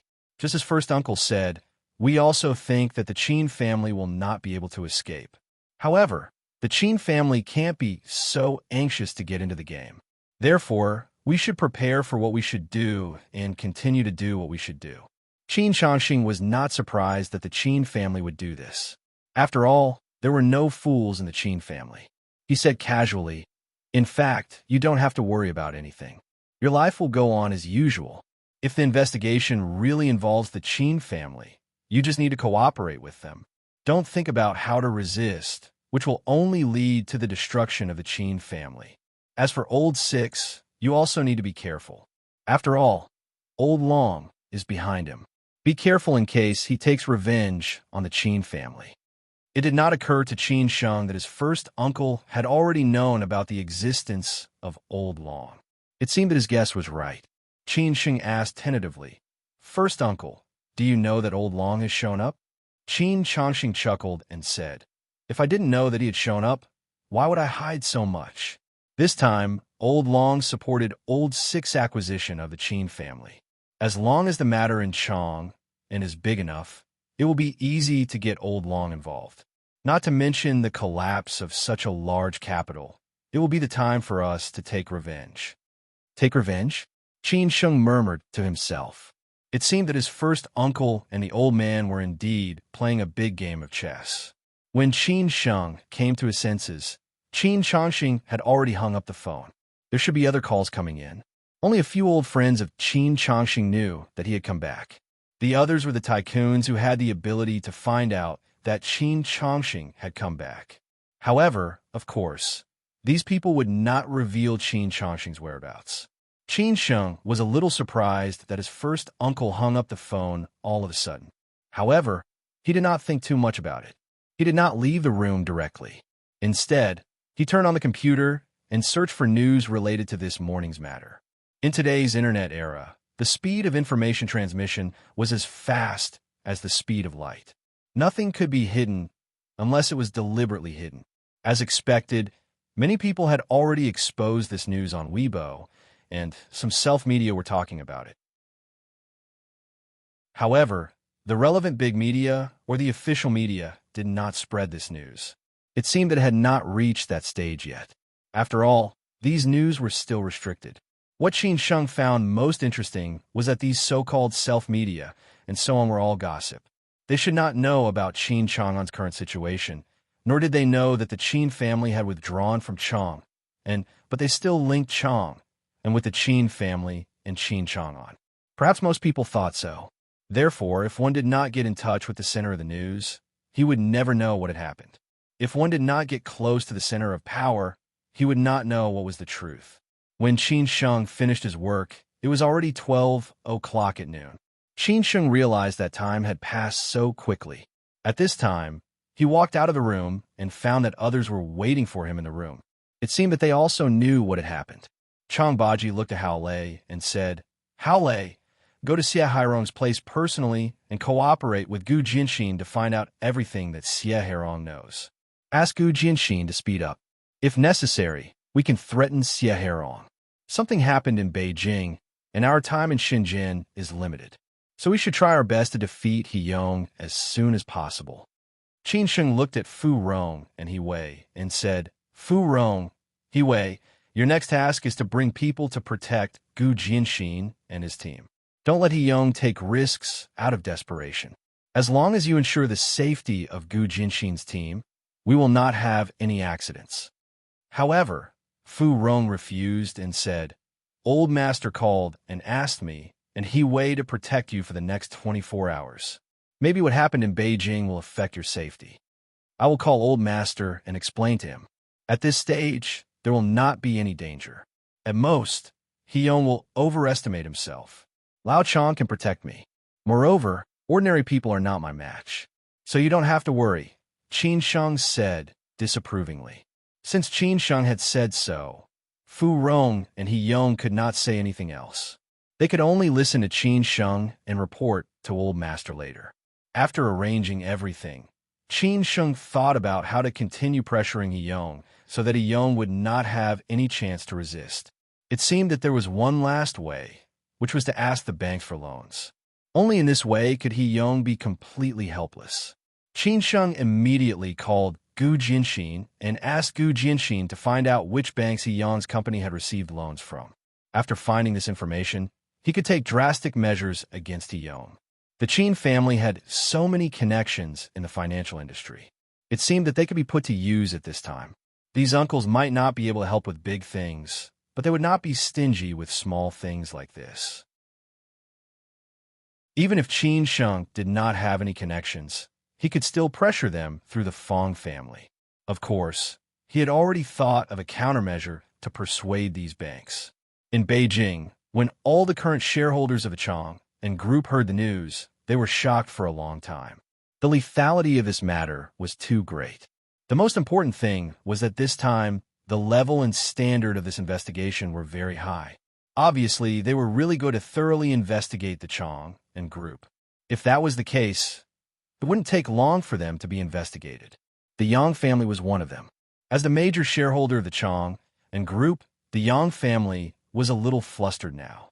They had prepared in advance, but in the end, they still failed to escape. Yang Yi came to see his eldest uncle as soon as he heard the news. The others must be headless flies after this incident.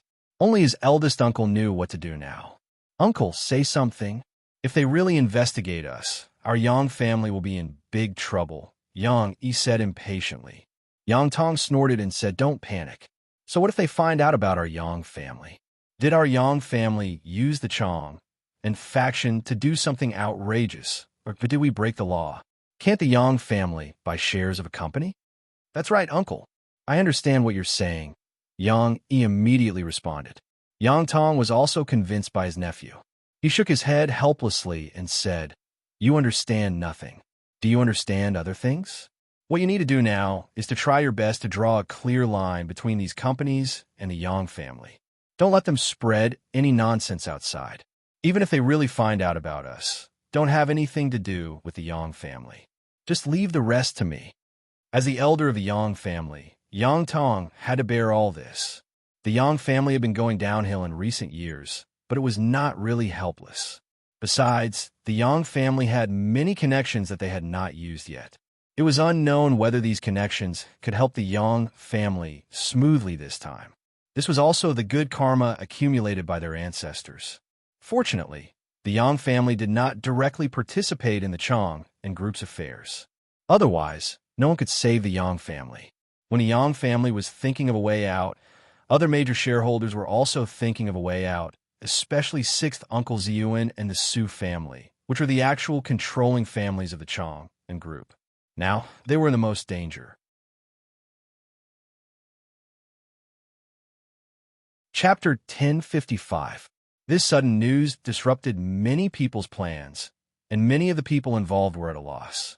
Naturally, this included Zhe Yuan and the Su family, who received the news later. They couldn't get through to 6th Uncle's phone, so in the end they had no choice but to go directly to 6th Uncle's house.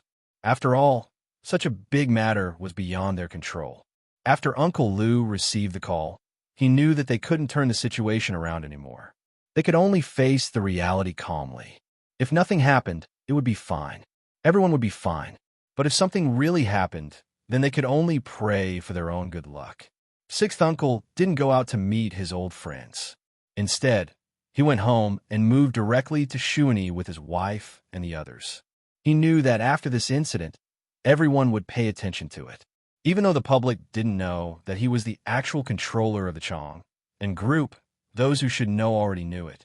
Now, he was in the center of the vortex. Just like Qin Chang'an, many people would come to find him. Sixth uncle didn't want to be disturbed, so he had to leave the Sihiyuan and move to Shuani, just like how the Qin family moved from Dengshiku to Shishan. However, sixth uncle thought that he was not Qin Chang'an, who was the controller of the Chang and group these years. Many things were directly related to Qin Chang'an, while he and the others were just behind the scenes. Qin Chang'an was more important. Besides, they had recently bought the shares of the Qin family and regained control of the Chang and group, which was also a formal procedure. However, a lot of the funds came from Elder Long. Even if they wanted to investigate this, they would find out about Elder Long's sixth uncle felt that he had to calm down. At this time, he must not panic. If he acted rashly, it was very likely that he would be shooting himself in the foot. Besides, no one knew who the investigation team wanted to investigate at the moment and what they wanted to investigate. It was not too late to act when everything was clear. Moreover, sixth uncle would not contact anyone during this period because no one dared to help at this time, lest they cause trouble for others. It was just that sixth uncle didn't want to find someone else, but someone else took the initiative to come to him. Zhe Yuan and the eldest brother of the Su family were now in panic. Zhe Yuan's phone had been blown up by the family members. This time, Zhe Yuan's family had contributed a lot to the acquisition of Chang'an Group's shares. They had used almost all of their available funds. Now that Chang'an Group's shares had been taken over, their funds would certainly not come back in a short time. How could they not be anxious? As for the Su family, it was even more so. The elders of the Su family all had official identities. If they really wanted to investigate carefully, no one could guess how many members of the Su family would be implicated if they dug out something. With the relationship between the Su family and Xin, it was not difficult to find sixth uncle. Besides, they were so familiar with sixth uncle, so when they broke into sixth uncle's villa in Shuani, no one could stop them. No one dared to stop them. The villa was not very big. It was only about 400 to 500 square meters. Sixth uncle had almost never lived here. Only his daughter had stayed here for a few days. He did not expect that it would come in handy this time. When Zhe Yuan and the Su family's eldest son stood in front of the sixth uncle, the sixth uncle said angrily, "Do you think it's appropriate for us to meet at this time? Aren't you afraid of others finding out about our relationship? Or are they not afraid of others knowing about the internal affairs of the Chang and faction? 6. You don't know how many times the elders of my family have called me. They want me to give them an explanation. I'm forced to do this. Otherwise, who would be willing to do this? What's going on, sixth uncle?" Zhe Yuan said with a pale face. He had never lost his composure like this before. Who asked this matter to be so serious? It might involve the fate of his family. He couldn't afford to bear this responsibility. The eldest brother of the Su family also said bluntly, "Sixth brother, our Su family chose to support you because we believed in you. For such a long time, our Su family has never let you down. But now you have to tell me what's going on. Our Su family can't afford such a torment. You said that nothing big would happen, and you even asked Elder Long for some information." "You're asking me? I don't even know who to ask," sixth uncle said with some relief. The eldest brother of the Su family snorted and said, "Sixth brother, what do you mean? I don't mean anything else. It's just that what has happened, and no one can change it. Now think about how to face it.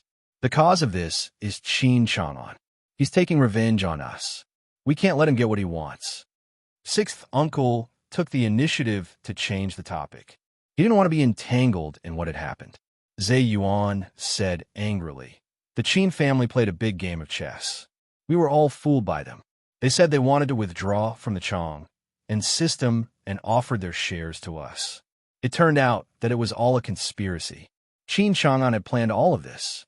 If something bad happens to our family, I won't let the Qin family off easy. Let's see who will laugh in the end." Zhe Yuan said angrily, "The Qin family is playing a big game of chess." At this time, the eldest brother of the Su family also echoed, "Zhe Yuan, you don't have to worry about this. Since the Qin family dares to play like this, they can't blame us for being ruthless. I don't believe that they could defeat so many people." Yuan turned to look at sixth uncle and said, "Sixth uncle, what do you think we should do? Should we fight back directly now or wait until later?" At this time, sixth uncle said slowly, "Yuan, we don't have to be so anxious.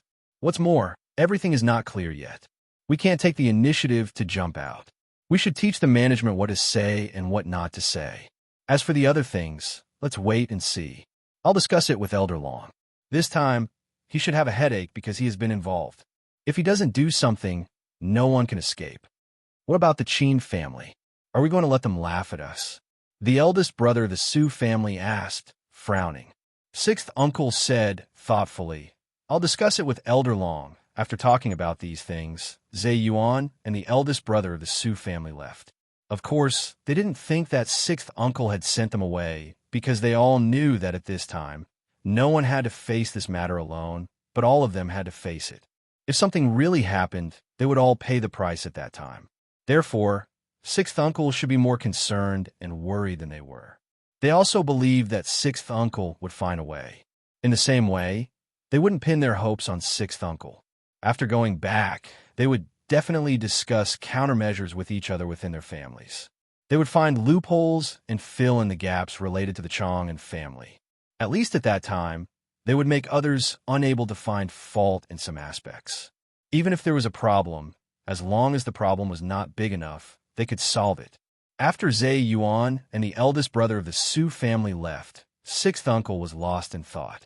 Now, he could only stabilize these two families, because even he did not know what would happen in the future.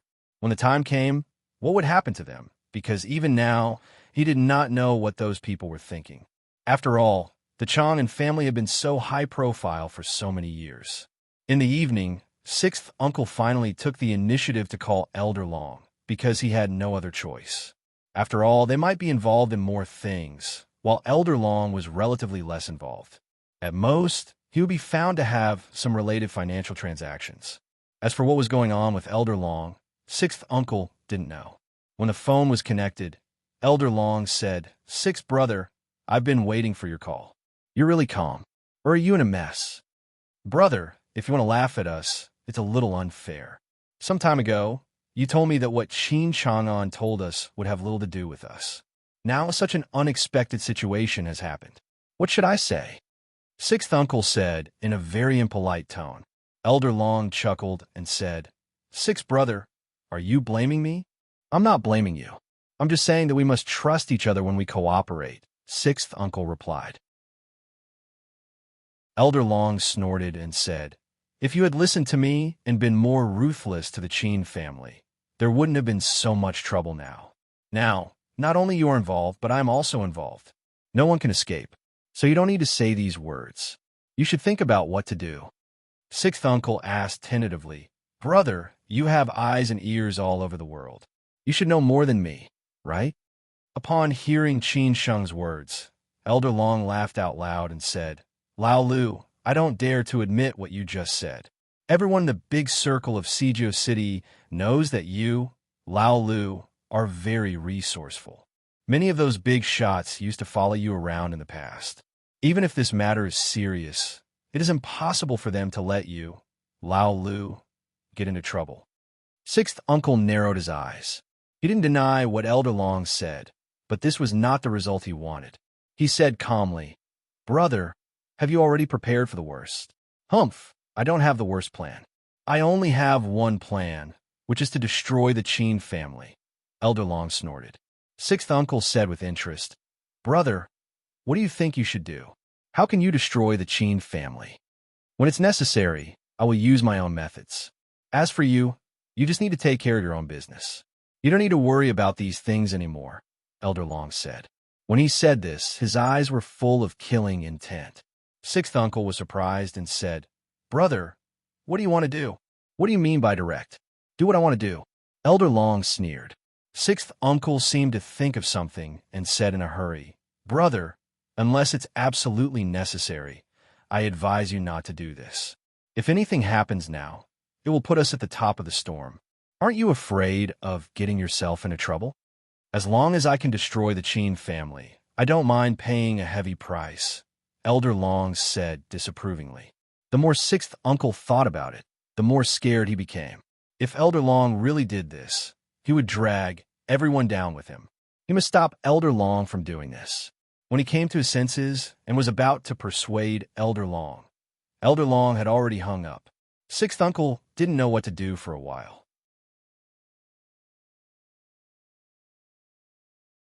Chapter 1056.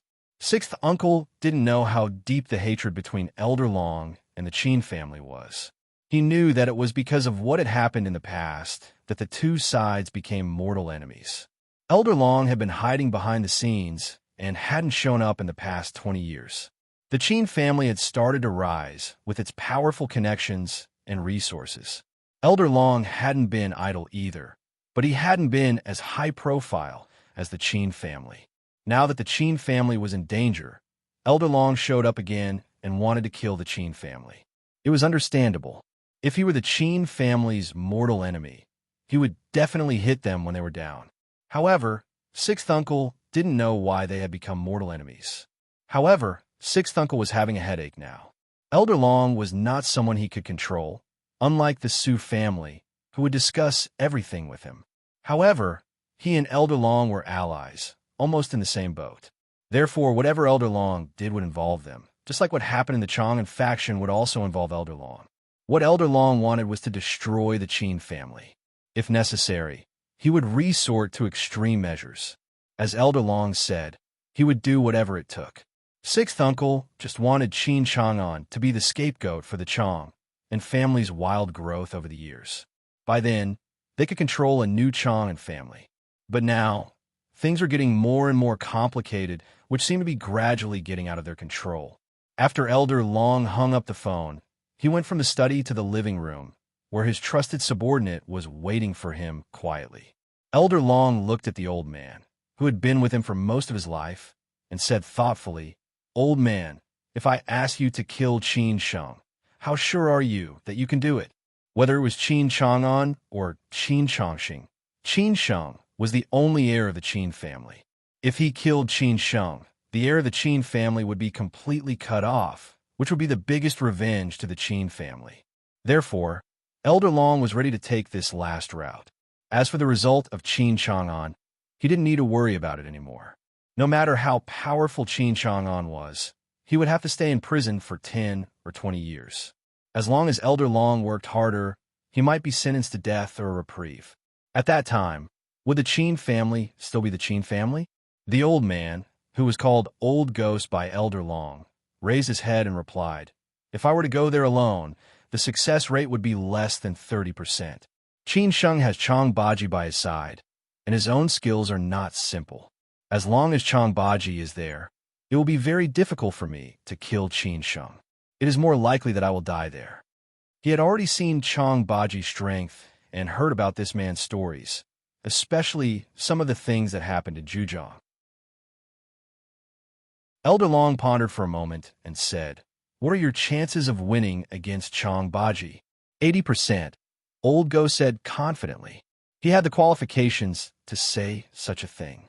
Elder Long thought for a while and said, "If I give you 2 more people and choose a suitable opportunity, such as luring Chang Baji away, I think you should be fully confident." Hearing this, Lao Gue laughed and said, "Old master, if it's really like this, if I still can't kill Qin Sheng, I can only bring my head to see you." Elder Long said happily, "You can choose all the people in the family at will. Anyway, you know their forces better than anyone else. After choosing, go to Shenzhen immediately. You can use the resources of the family at will. I will cooperate with you. No matter if it is 1 or 2 months or a year and a half, I can wait. As long as there is a suitable opportunity, don't miss it." Old Ghost said firmly, "Got it. I will go there right now." Since he had chosen this path, Elder Long was not afraid of any consequences. At that time, even if he had to sacrifice his life, so what? Hadn't he been waiting for this day after so many years of forbearance? He believed that if Old Ghost took action in person, he would definitely get the result he wanted. As for how to cooperate with Old Ghost, he had already thought of a way. In Shenzhen, Qin Sheng did not know that a new crisis had appeared. Elder Long chose to kill him, so that he could directly take revenge on the Qin family. Qin Sheng was still fighting with He Yong. At present, Qin Sheng had gained the upper hand, and He Yong's situation was getting more and more difficult. As Qin Sheng had expected, He Yong did put pressure on the Chaos Han Chamber of Commerce through the city leader. However, before Qin Sheng took the initiative to call Master Qian had already taken action. It was unknown which leader directly called the city leader, but the city leader realized that the situation was not simple and dared not to interfere with He Yong's affairs anymore. Next, after Qin Sheng found out He Yong's bank, he began to put pressure on He Yong through the connections of the Fong family and the Qin family in the financial system. The bank had already informed He Yong that He Yong had to repay the loan in advance for some reasons, which was the last straw to break He Yong's back. Unlike the Chaos Han Chamber of Commerce, the bank could not delay the loan. If He Yong couldn't repay the loan on time, the bank would have to apply for legal procedures. In the end, He Yong only had one way out, which was to go bankrupt. As a result, He Yong was now completely panicked. He did not expect that the Qin family would be so fierce to him and put pressure on him from all aspects, almost cutting off all his options. What should he do? In the company in Shenzhen Bay, He Yong's hair had turned white in the past few days. The huge floor-to-ceiling windows could see the Shenzhen Bay. Such a scenery was really pleasing to the eye. Unfortunately, He Yong was not in the mood to enjoy it. If he still could not come up with any solution, the doorstep would be broken by debt collectors in a period of time. At that time, he might have to jump down from the top of the building. All these years of glory would be a pipe dream. Brother, we have no other way now. Isn't sixth uncle from Beijing and Master Long the Qin family's sworn enemy? You can call them again and ask for help. Now they're the only people who can help us. In the Greater Bay Area, no one will help us. Are we really at a dead end? Duan Kai continued to persuade He Yong. He Yong took a big puff of his cigarette and drank strong tea. He shook his head and smiled bitterly. Do you think I haven't asked them? But now they have no interest in the Qin family at all. This time, no one will help us. Hearing this, Duan Kai let out a long sigh and said, If they don't help us, if we don't want to die, there's only one way left. Which way? He Yong looked at Duan Kai, thinking that Duan Kai had some other way. Duan Kai said slowly, Go to see Qin Sheng. He Yong did not expect that Duan Kai's solution was this. He was so angry that he directly dropped the teacup and said, You want me to beg for mercy for Qin Sheng? I thought you had some other way. If I ask you to beg for mercy, I will not beg for mercy. At worst, I will die. Brother, do you think there is any other way? If you really want to die, I won't say anything. But do you really want to die? It was not easy for you to get to where you are all these years. Are you going to give up like this? Isn't it just bowing your head and admitting your mistake? Isn't it just giving in to the Qin family? A man should know when to yield and when to stand tall. Brother, didn't you get to where you are now step by step? As long as this thing is over, you will still be the glorious boss he in Shenzhen. As long as there is life, there is hope. As long as you are alive, you'll have a chance. Besides, the Qin family may not want you to die. They only want benefits. As long as we give them enough conditions, the Qin family will definitely choose to reconcile.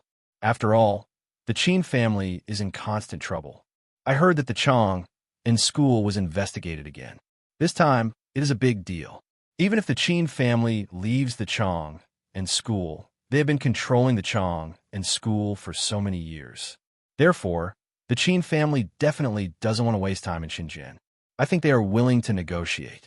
As long as our attitude is sincere and the conditions are attractive, the Qin family definitely won't refuse, Duan Kai said sincerely. He knew that He Yong would not choose to die because he was not that kind of person. It was better to live a bad life than to die a good death. He Yong was very ambitious, and he did not want to let those people laugh at him. At the same time, Duan Kai also analyzed the current situation of the Qin family. He Yong did not say anything. He stood up and walked to the French window. There were many ships coming and going on the boundless sea. On the left was the prosperous Shenzhen Bay. There were tall buildings and landmark buildings everywhere. Was he really willing to die? Of course not. He was such a conceited person. If he really died, others would only laugh at him. Duan Kai could feel that He Yong's defense line was loosening. He continued to say, "Brother, apart from admitting your mistake and losing some benefits, what else can we lose? You're still the same boss he. Without the threat of the Chin family, you could go further. Sooner or later, you can earn back the benefits that you have lost. But what if you die? Everything you had would be gone. Not only would your wife and children become someone else's wife and children, those few lovers who had always cared for you would definitely fall into someone else's arms. At that time, everyone would only laugh at you and think that you were just a loser. After a while, who would remember that you had once come to this city? Who would remember that you had once been so glorious in this city? No one will remember you. They will only remember those who have been successful all the time. Isn't that right?" Hyung still did not say anything. He was hesitating. He was thinking about whether it was worth it or not.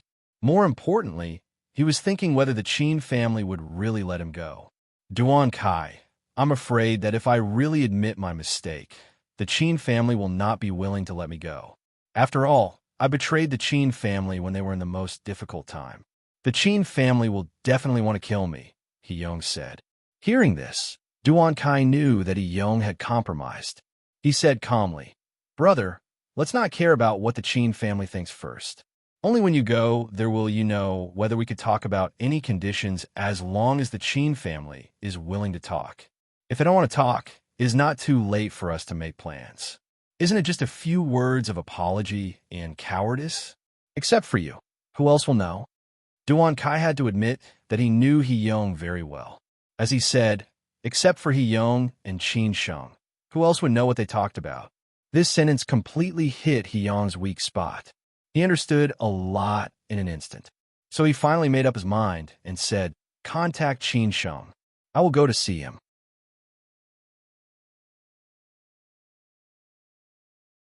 Chapter 1057. Who didn't know how to talk tough? It was like saying that everyone was not afraid of death, but when it came to facing death, how many people could face it calmly? Most of them would probably be scared shitless, right? Therefore, Duan Kai had grasped Hyung's mentality. Hyung said that he could jump down from the roof, but if Hyung really stood on the roof, he probably would not even have the courage to look down. At that time, Duan Kai did not need to say anything. Hyung would take the initiative to ask Duan Kai to meet him. For a big shot like Hyung, face was more important than anything else. People were like this. The higher they stood, the more they couldn't let go of their pride. They were not like young people who had no taboo. Hyung was born in an ordinary family. It took him decades to reach his current status. Who would be willing to give up everything? Who would be willing to do that? Therefore, when it was time to admit defeat, one had to admit defeat. Moreover, the earlier he admitted defeat, the higher the probability of compromise. He should not wait until he was at his wit's end. At that time, it would be useless to admit defeat. For the Chin family, Hyung would die no matter what. Why not kill the threat directly? Since Hyung had chosen to compromise, Duan Kai hurriedly went to contact Chin Sheng. As long as Hyung was alive, he could continue to enjoy everything he had now. Otherwise, he would have to find a new job after losing his job. Who could give him a job like Hyung? In the evening, Chin Sheng was about to leave the hotel. Zheng Xinjian's friend in the financial circle had invited some friends in the venture capital industry to a gathering. As soon as Chin Sheng walked to the hotel lobby, Duan Kai, who had been waiting for a long time, directly walked over and blocked Chin Sheng's way. Chang Baji subconsciously stood in front of Chin Sheng, afraid of any accidents. Chin Sheng had already recognized Duan Kai. If he didn't even know the people around Hyung, how could he deal with Hyung? He signaled Chang Baji to step aside and walked slowly to Duan Kai. "Duan Kai, I didn't expect Master Chin to know me. I'm so lucky," Duan Kai said with a smile. He was not surprised. After all, he had been with Hyung for so many years. It was expected that the Chin family knew him. Chin Sheng said honestly, "Hyung is the strategist. How can I not know him? May I know why Mr. Duan is looking for me today?" "I'm not the one looking for you. It's Mr. He. Mr. He wants to talk to you. I wonder when young Master Chin will be free," Duan Kai said slowly. Chin Sheng replied disdainfully, "What? Did Hyung admit defeat so quickly? Are you prepared to compromise with me? But if he really wants to admit defeat, he should at least come to see me personally. Only then would it show some sincerity." What's the meaning of sending you here? After finishing his words, Qin Sheng directly avoided Duan Kai and left. Duan Kai did not expect Qin Sheng to reject him so directly. It seemed to be different from what he had expected. Duan Kai wanted to stop Qin Sheng and continue to explain, but was directly pushed away by Chang Baji. Chang Baji also used his eyes to warn him that if he dared to be presumptuous again, don't blame him for taking action. Outside, after Qin Sheng got in the car, Chang Baji smiled and asked, "Are you really not going to see Hyung?" Qin Sheng smiled and said, "We still have to meet him, but it's up to us when to meet him. Anyway, Hyung is the one who is anxious now. This is like bargaining. If you don't suppress the other party's momentum, how can you bargain?" Chang Baji thought about it and agreed. He replied, "If Hyung comes to see you, do you really intend to compromise?" "What else?" "Lao Chong. What we want is only benefits, not Hyung's life. As long as Hyung spits out all the things he has taken from the Qin family over these years and gives me some interest, of course, I'm willing to let him go," Qin Sheng said with a deep and astute mind. He originally wanted to get rid of Hyung quickly, not to mention this time. Chang Baji understood what Qin Sheng meant and did not say anything more. After Duan Kai went back to see Hyung, Hyung could not wait to ask, "How is it? When did Qin Sheng agree to meet?" Duan Kai replied somewhat dejectedly, "Old brother, Qin Sheng refused to meet." "What? He refused? What does Qin Sheng want to do? Does he really want to force me, Hyung, to die? Believe it or not, I will fight to the death with him." Hearing this result, Hyung cursed loudly. Duan Kai continued to say, but Qin Sheng did not make a firm promise. He said that if you really want to compromise, you should show your sincerity and go to see him in person. Maybe he will talk to you. F***CK, Hyung directly swore. Duan Kai gritted his teeth and said, "Old brother, when you are under someone else's roof, you have to lower your head. Since we have chosen to compromise, we will meet sooner or later. Why don't you go to see Qin Sheng directly? What do you think?" After Duan Kai calmed down, he fell into deep thought. In the evening, Qin Sheng came back after dinner and drinking. He did not drink much tonight. Moreover, everyone was chatting more. Those big shots in the venture capital industry were quite polite to Qin Sheng. They all knew that the Qin family was rich. If the Qin family could invest some money in the next fundraising, the effect would be different. Qin Sheng smiled. However, of course, they did not know that Qin Sheng did not want to invest in them. Instead, he wanted to do it alone. If they knew about this, they definitely would not keep it to themselves tonight. When Qin Sheng just got out of the car, he saw Hyung and Duan Kai at the entrance of the hotel. This made Qin Sheng a little confused. Logically speaking, Hyung would not come to see him directly. No matter what, he should wait until tomorrow. At least, for the sake of his reputation, he should wait until tomorrow. However, he did not expect that after he rejected Duan Kai in the evening, Hyung would come to him directly in the evening. This was indeed out of Qin Sheng's expectation. Was this Hyung's sincerity? Or he had already forced Hyung into a desperate situation, so he could only do this? Interesting. Qin Sheng pretended to be a little drunk on purpose. He staggered towards the hotel. When he walked in front of Hyung, he did not pay attention to him at all and continued to walk forward. Hyung was originally prepared to greet him with a smile, but he did not expect to be ignored like this. He was stunned for a moment. He could see that Qin Sheng had drunk too much, but he did not know whether he was really drunk or pretending to be drunk. "Young master." Hyung directly greeted him. Only then did Qin Sheng stop walking. He subconsciously turned around to look at Hyung. He deliberately showed a confused look and asked, "You are?" Hyung began to suspect that Qin Sheng was pretending to be drunk. He cursed in his heart, but he replied, "Young master, I am Hyung. Don't you know me?" To be honest, the two of them had not seen each other until now. It was normal to say that they did not know each other. However, both of them knew each other. They probably knew each other better than anyone else. After all, they had been fighting wits and courage for so long. "Oh, it turns out to be Uncle He. Uncle He, why are you here?" Qin Sheng asked in a daze. Hyung smiled apologetically and said, "Young master, I have something to talk to you about. Do you have time?" Uncle I'm a little drunk. If there is anything, we can talk about it tomorrow. Let's talk in the morning. I'm going back to sleep. Bye. Qin Sheng smiled and waved. Before He-Yong came back to his senses, Qin Sheng had already turned around and returned to the hotel. This time, He-Yong really did not react. Normally, Qin Sheng would definitely agree to talk to him. He had already put down his pride and taken the initiative to look for Qin Sheng. It could be said that he had given Qin Sheng enough face and showed his sincerity. However, Qin Sheng refused again. This was a humiliation. This was a naked humiliation. He-Yong had never been humiliated like this before. After Qin Sheng entered the hotel, He-Yong could not bear it anymore. He shouted angrily, "This is too much. This is really too much." He-Yong had never been so humble. However, he was humiliated by Qin Sheng again and again. What on earth did he want? At this time, Duan Kai did not dare to speak. It was he who told He-Yong that as long as he came, he would meet Qin Sheng. But now, Qin Sheng made fun of He-Yong again. "Brother, what should we do?" Duan Kai asked cautiously. He-Yong did not say anything.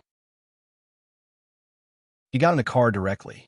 Duan Kai hurried to follow him, for fear that he would be abandoned by He-Yong. After getting in the car, He-Yong sneered and said, "Good boy. I really looked down on you in the past. You want to play psychological warfare with me? Okay, then I will play with you to the end. Let's see what you want to do."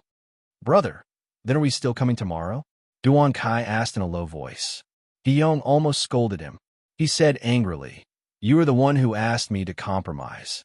Now you're the one who is backing down. What on earth do you want to do? Come on, why don't we come?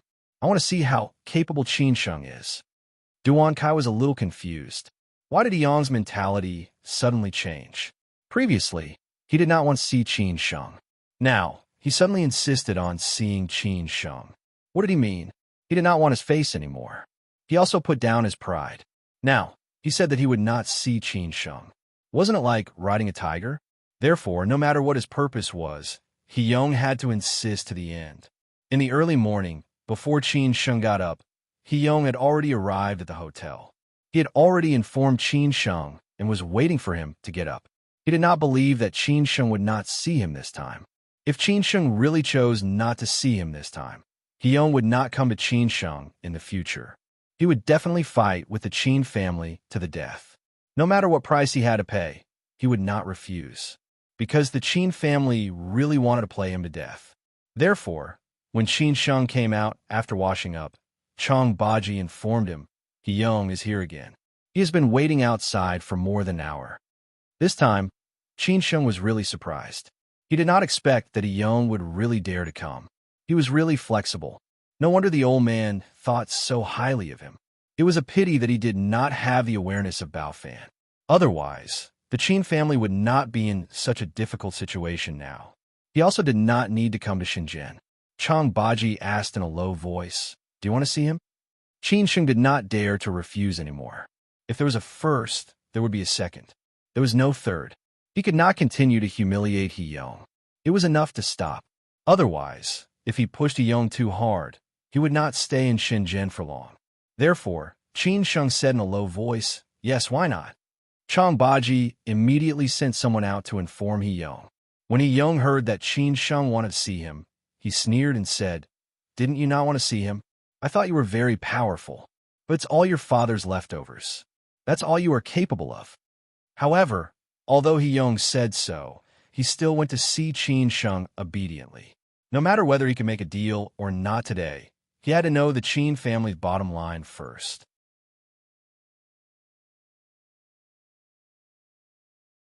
Chapter 1058. Not to mention anything else, He-Yong still chose to see Qin Sheng after being humiliated by Qin Sheng over and over again. His courage was pretty good. For so many years, since He-Yong came to Shenzhen, relying on the power of the Qin family, he had never lowered his head to anyone. Only Qin Chang'an could point at his nose and scold him. Others had to be polite to him. He did not expect that he would be humiliated by Qin Sheng in such a way today. However, Qin Sheng was Qin Chang'an's son. He-Yong really had no choice. After all, the Qin family controlled his life and death. When He-Yong came in, Qin Sheng had already made coffee and was waiting for him in the living room. Qin Sheng was lying on the sofa, lazily with his legs crossed, looking very cynical. He wanted Hiyong to look like this. The more he looked down on Hiyong, the more worried Hiyong would be. There was no one else in the suite except for Chang Baji, who was standing at the door waiting for Hiyong. After Hiyong came in, Duan Kai, who was behind him, was naturally stopped. He was not qualified to come in, and Hiyong could not say anything. At this time, Chang Baji directly closed the door and stood guard at the door of the suite, forbidding anyone from entering. Chang Baji was not worried that Hiyong could threaten or harm Qin Sheng. He was very clear about Hiyong's strength. He might have had some fighting skills when he was young, but now he was old. Besides, he had been domineering for so many years, his strength was not as it used to be. Seeing Hiyong coming in, Qin Sheng did not intend to stand up at all.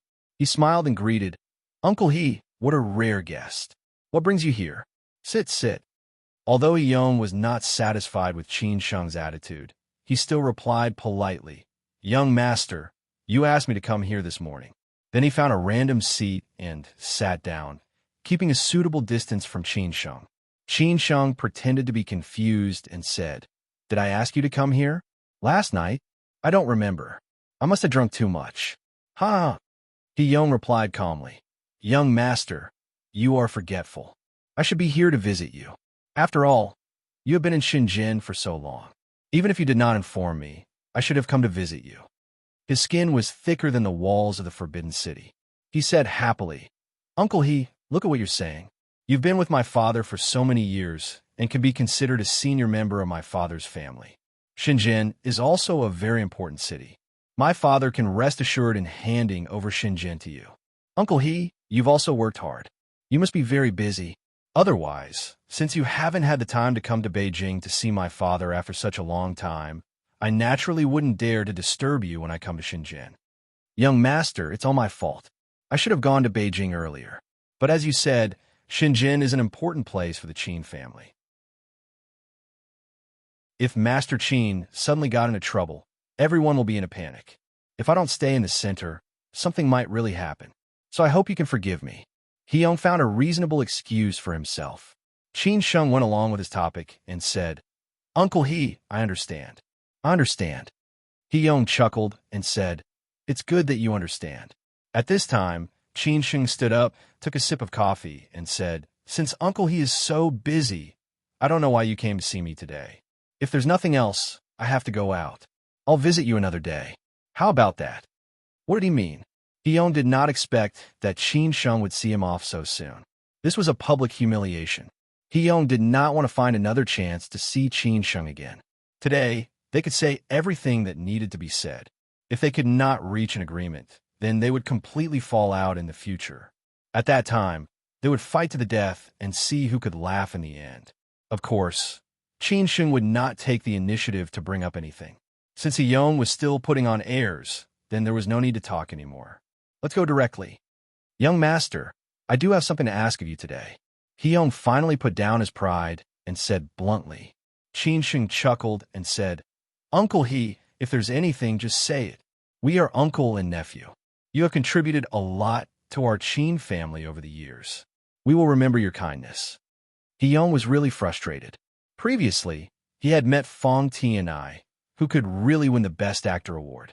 Today, he met Qin Sheng, who was more skilled than Hiyong. The most important thing was that Qin Sheng was still young and had a bright future. He was even more cunning than an old fox. No wonder Qin Chang'an dared to hand the Qin family over to Qin Sheng.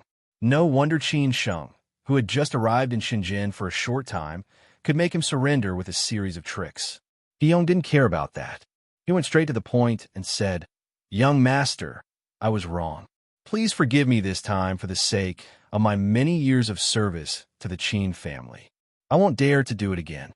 Qin Sheng pretended to be very surprised and said, "Uncle He, what do you mean? I don't understand." "Young master, you don't have to be confused. I was possessed. After Master Qin's accident, I did not go to Beijing to show my loyalty immediately. What's more, I established myself in Shenzhen. I did a lot of things that let the Qin family down. But now I wake up. As long as you can forgive me, I will do whatever you want me to do, He Yong said, gritting his teeth. At this time, Qin Sheng no longer pretended to be confused. Instead, he asked, Uncle He, what have you done to let the Qin family down? Since he was here to beg for mercy, He Yong had to go all out. He said frankly, I should have helped the Qin family through the difficulties after Master Qin's accident. I should have taken the initiative to contact you after you returned to the Qin family. I shouldn't have made things difficult for the Qin family when they needed funds. I shouldn't have colluded with Sixth Uncle to fight against the Qin family. I shouldn't have taken advantage of the Qin family when they were in trouble and embezzled funds from the Qin family to resell the projects. I shouldn't have attacked the Qin family when they sent people to Shenzhen. What's more, I shouldn't have apologized to you immediately after you came to Shenzhen. I didn't do it until I had no way out. Qin Sheng did not expect that He Yong would be so straightforward. He almost told him all the mistakes he had done over the years. This surprised Qin Sheng a little. It seemed that He Yong was quite sincere. Uncle He, why did you have no way out? Qin Sheng continued to ask. At this time, He Yong began to show off his acting skills. He almost confessed with red eyes. I was really blinded by lard. Who the hell am I? How dare I go against the Qin family? I owe everything to the Qin family. When the Qin family needs me, I should do my best. How could I think of betraying the Qin family? I'm so ambitious. I'm so ungrateful. How could I be a match for the Qin family? How could I be a match for you, young master? Young master, you are so powerful. You only used a few moves to make me have no way out. I know the relationship between the Fong family and you. Those people in the Chaos Han Chamber of Commerce must be afraid of the Fong family's power, so they drew a line with me. I also know that young master has connections in the province, so I'm not worried that the city leaders will put pressure on the Chaos Han Chamber of Commerce. I also know the Qin family's power in the financial system, so the bank will withdraw the loan. I also know that Xie Herong took them away. The Qin family is full of talents. How can my people be a match for young master? He Yong almost said that he was useless. He Yong had described himself as a good-for-nothing. He Yong was the thick-skinned one. Before he came here, he was high and mighty.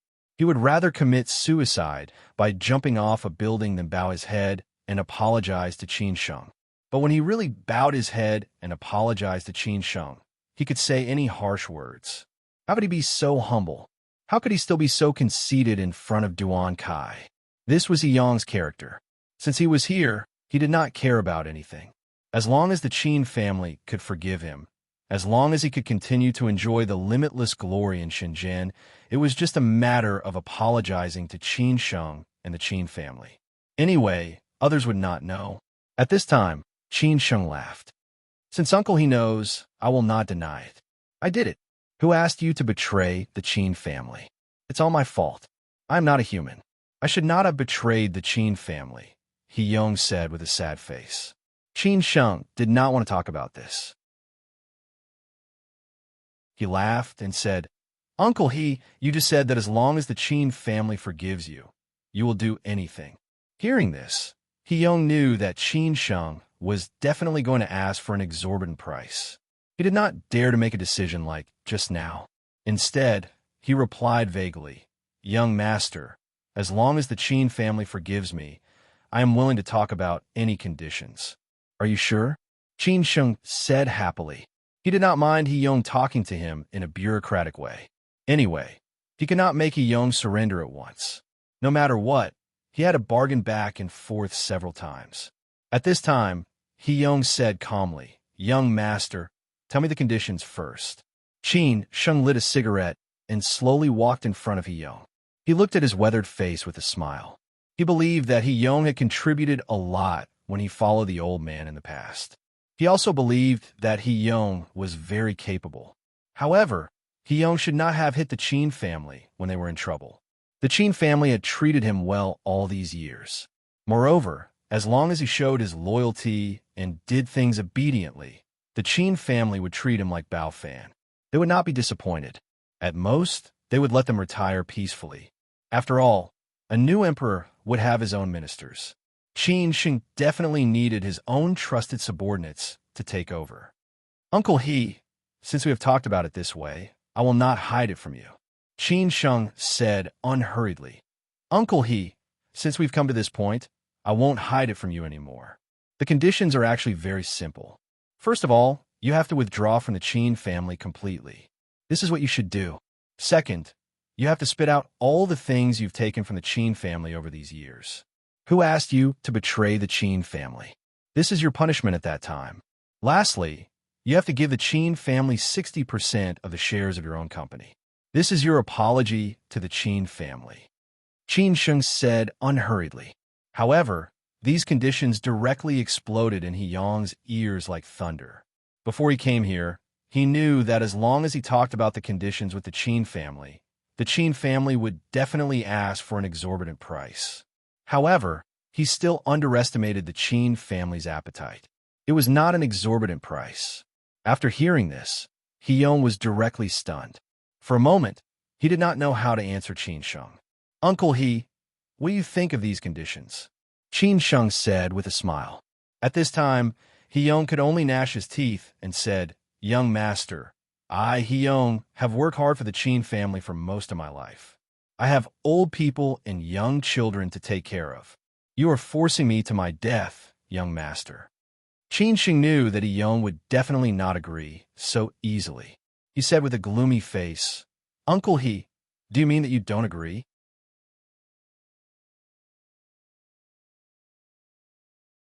Chapter 1059. Qin Chang'an was very resourceful. Otherwise, how could the Chang and group develop to such a huge level in just a few years? It could be said that the Chang and group took only a few years to complete the road that other capital groups could take decades to complete. God knew how many people were watching the Chang and group. However, after Qin Chang'an fell, the Qin family did not expect that another Qin Sheng would appear. In the past, He Yong did look down on Qin Sheng, the so-called only heir of the Qin family. He did not know where this bastard came from, but Qin Chang'an regarded him as his son. Others might take Qin Sheng seriously, but He Yong would not. Anyway, Qin Chang'an was gone. No matter who Qin Sheng was, he was just a young man who was still wet behind the ears. Therefore, He Yong betrayed the Qin family unscrupulously at that time. In addition to the support of sixth uncle, Elder Long, the most important thing was that he looked down on Qin Sheng. However, more things made He Yong feel that Qin Sheng was not simple. First of all, Qin Sheng could support the Qin family after Qin Chang'an went to prison, so that the Qin family would not completely collapse. Second, he could control most people with money and power, and even made many of them believe in him. He could also communicate with sixth uncle. Finally, Qin Sheng solved the problem of the Qin family perfectly. Not only did he let the Qin family withdraw from the Chang and group, but he also got engaged to the woman from the Song family. This was not a simple ability. Now, not long after Qin Sheng arrived in Shenzhen, he used a series of strong means to suppress him, leaving him no chance to turn things around.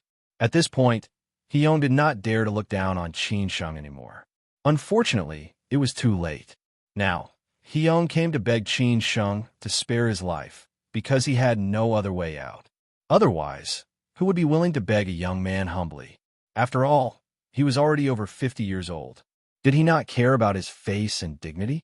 But it was for the sake of his face and dignity that he had to beg Qin Sheng. He Yong had also thought that the Qin family would not let him off so easily. They would definitely ask for an exorbitant price.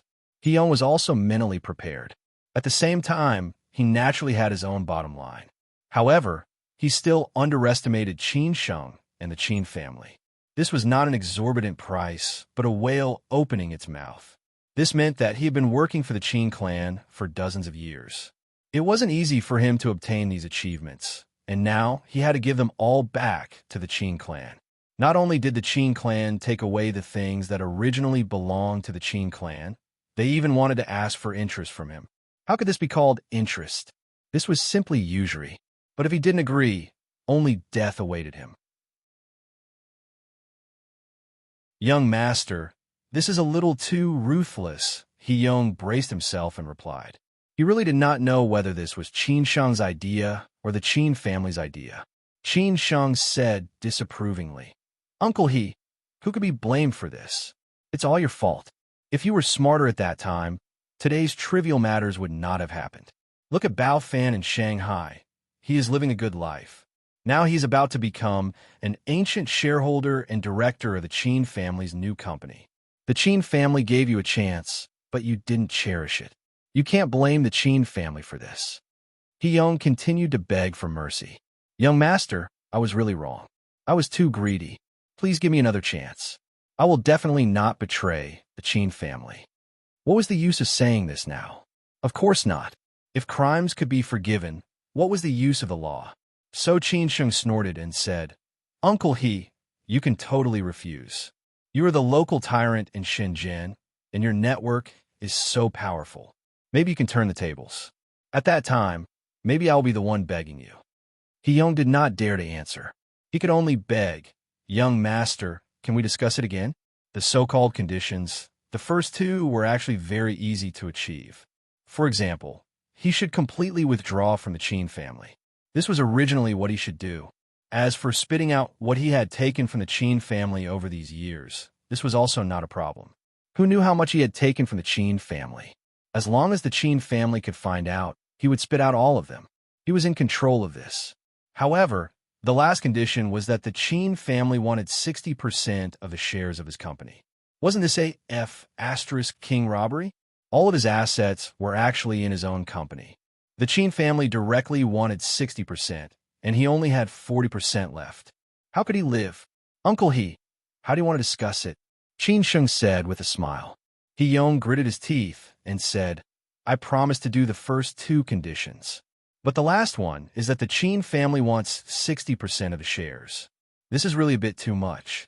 You also know that the shares of my company belong to other people. I don't have the final say. If the Qin family takes 60% of the shares, I will have almost nothing. You might as well kill me. Then I will kill you. What do you think? Qin Sheng seemed to be joking. He-Yong continued to bargain and said, Young master, how about 40%? I can give the Qin family 40%. This was He-Yong's bottom line. He had roughly calculated just now. If he only gave the Qin family 40%, he still had a chance to make a comeback. In addition to the real estate he had invested, it was enough for him to continue to work hard in Shenzhen. With the connections he had accumulated over the years, he would stand up again sooner or later. 50%. Qin Sheng did not directly force He-Yong to die. He also knew that it was impossible for He-Yong to agree directly. He could only fight with He-Yong slowly. He-Yong felt that 50% was still too much. He insisted and said, Young master, 40%, no more. 45%, this is my bottom line. If you don't agree, I will take it that you have refused. We will see the result at that time. Qin Sheng once again gave in. In fact, the Qin family's bottom line was also 40%. If they could get 40%, the Qin family had already made a lot of money. In this case, they could give in. Otherwise, if they asked for too much, He-Yong would definitely not agree. 45%? He-Yong muttered to himself, Let me think about it again. You can think about it slowly. I will give you enough time. Call me when you have thought about it. Qin Sheng said carelessly. It seemed that it was definitely not going to be a deal today. He-Yong could only think of another way. So he stood up and said, Young master, let me go back and think about it. I will call you when I have thought about it. Uncle He, take care. Qin Sheng said with a smile. He-Yong stood up with some difficulty. He did not want to stay here for a second. Today, he finally saw Qin Sheng's tricks. Now he believed that he was Qin Chang'an's son. Otherwise, where did he learn Qin Chang'an's tricks? Qin Chang'an was so fierce in the business world that he would not give his opponents any chance.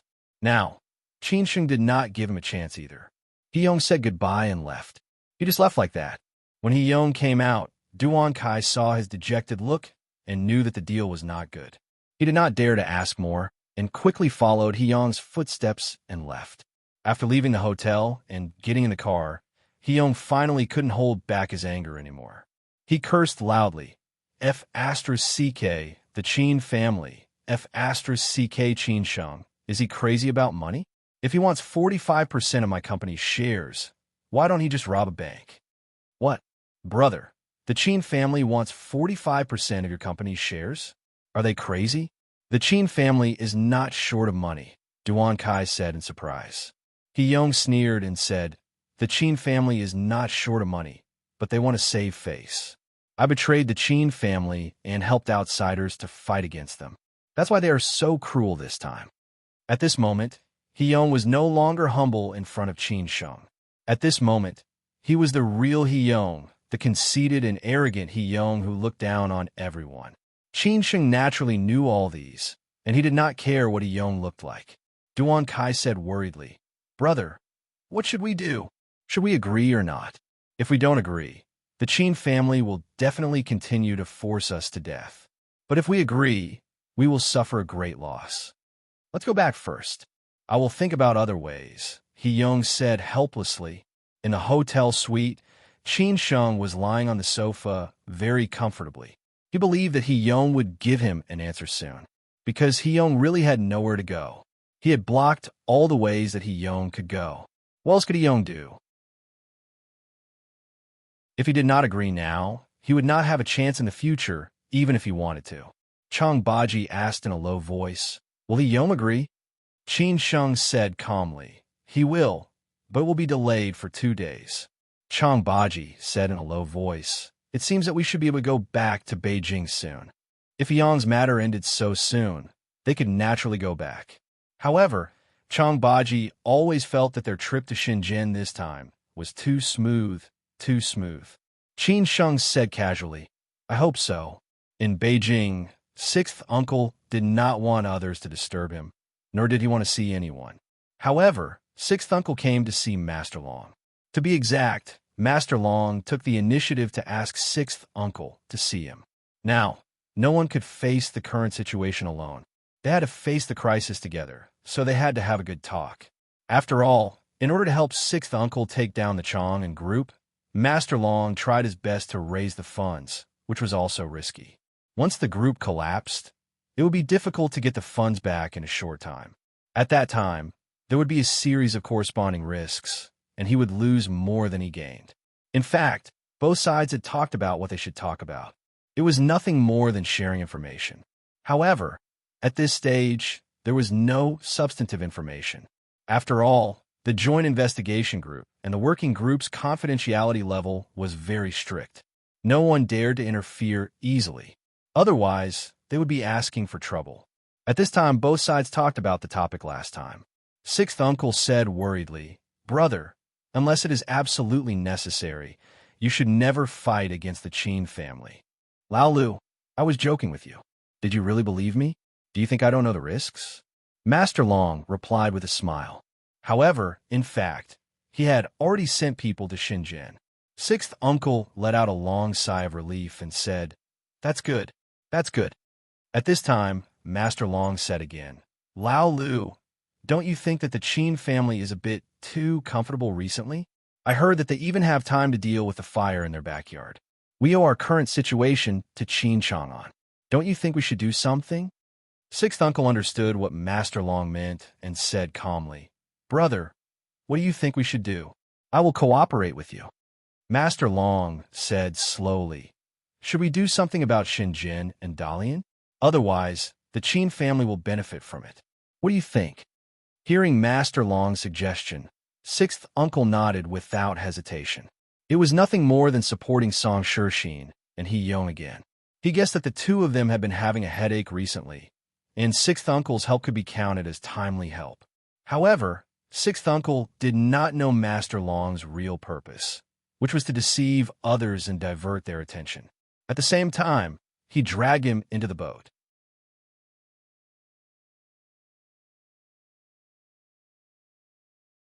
Chapter 1060. Elder Long had made up his mind to kill Qin Sheng. How could he change his mind so easily? Killing Qin Sheng would be better than all the blows to the Qin family. That would be the real revenge. If the Qin family died, what would the Qin family do in the future? Of course, they would have to pay a heavy price. But how could the Qin family not pay the price? Do you think the Qin family would stand still and let you hit them? The Qin family would fight back. Instead of being entangled in such a long time, it would be better to cut the Gordian knot as simple and direct as before. After paying the price again, It would take another 20 years to repair the family. As long as the family was not destroyed, it would have a chance to rise again sooner or later. Didn't the Qin family do the same? Secondly, these family members and related stakeholders had gotten used to living comfortably these years. They all felt that it was only right and proper to live like this. It was time for them to change their environment. Otherwise, if they continued to live like this, the younger generation would very likely be crippled. As for him, he was already so old. Even if the Qin family and the Zhu family behind him took revenge, it didn't matter. Look at how ruthless Elder Long is. Of course, Elder Long wouldn't let his family take on these matters alone.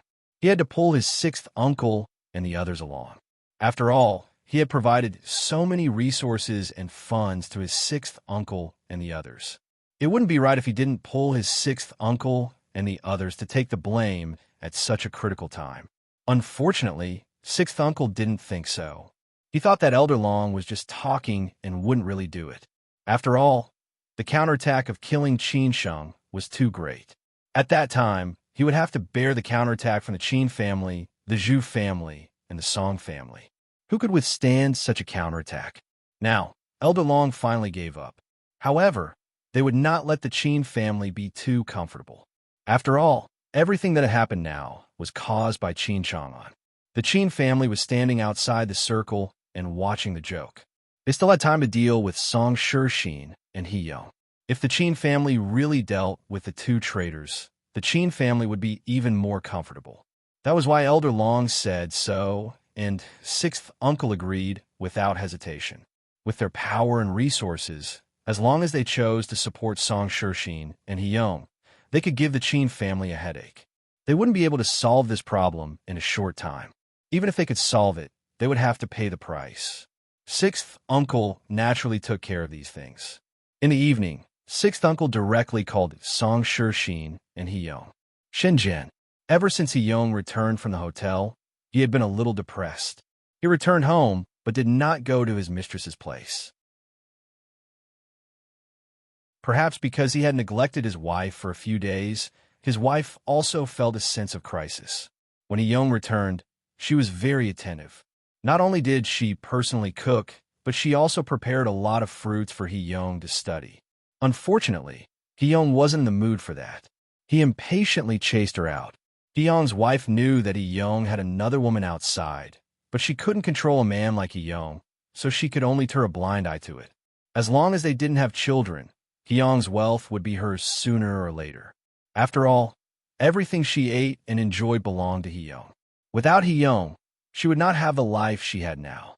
As an old woman, she had lost the ability to live, so naturally, she could only rely on He Yong. In the study room, He Yong had already locked himself up for a few hours. Naturally, he was not willing to give the Qin family shares, let alone so many shares. This was equivalent to working for the Qin family for so many years. Who would be willing to do that? However, if he did not agree and did not give the Qin family shares, he would not have any way to fight against the Qin family. In the end, he would lose both his life and his wealth. He Yong thought of many ways and made many calls for help, but he still couldn't think of any way, and no one was willing to help him. He Yong was really at his wit's end. It seemed that he could only agree. At this time, He Yong received a strange call. He Yong was a little upset because of the noise. He subconsciously wanted to turn off the phone. When he found that it was a call from Beijing, he unexpectedly picked up the phone. "Hello, who is this?" He Yong asked casually. An old voice came from the other side, saying, "Is this He Yong?" He Yong frowned and asked, "I'm He Yong. Who is this?" He did not recognize the voice. The other side said slowly, "I'm sixth uncle." Hearing these words, He Yong subconsciously froze. Of course, he did not have sixth uncle's number. Last time when sixth uncle and Elder Long supported him, they directly sent someone to talk to him. He did not contact sixth uncle and Elder Long at all. Therefore, He Yong did not know that this was sixth uncle. Sixth uncle?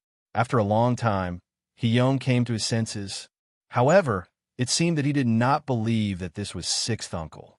He did not think which sixth uncle it was at all. Subconsciously, he thought that sixth uncle should be the sixth uncle in Beijing. Previously, he had asked Duan Kai to contact Sixth Uncle for help, but he had been rejected directly. It was Sixth Uncle who had called. He had not contacted He-Yong before, but he was a trusted subordinate. He mentioned He-Yong, who was indeed a ruthless person. He smiled and said, "What? You don't believe that I am Sixth Uncle? You can call Zhao Zheng, lest you suspect that the Qin family is testing you." Zhao Zheng was Sixth Uncle's trusted subordinate, and also He-Yong's contact.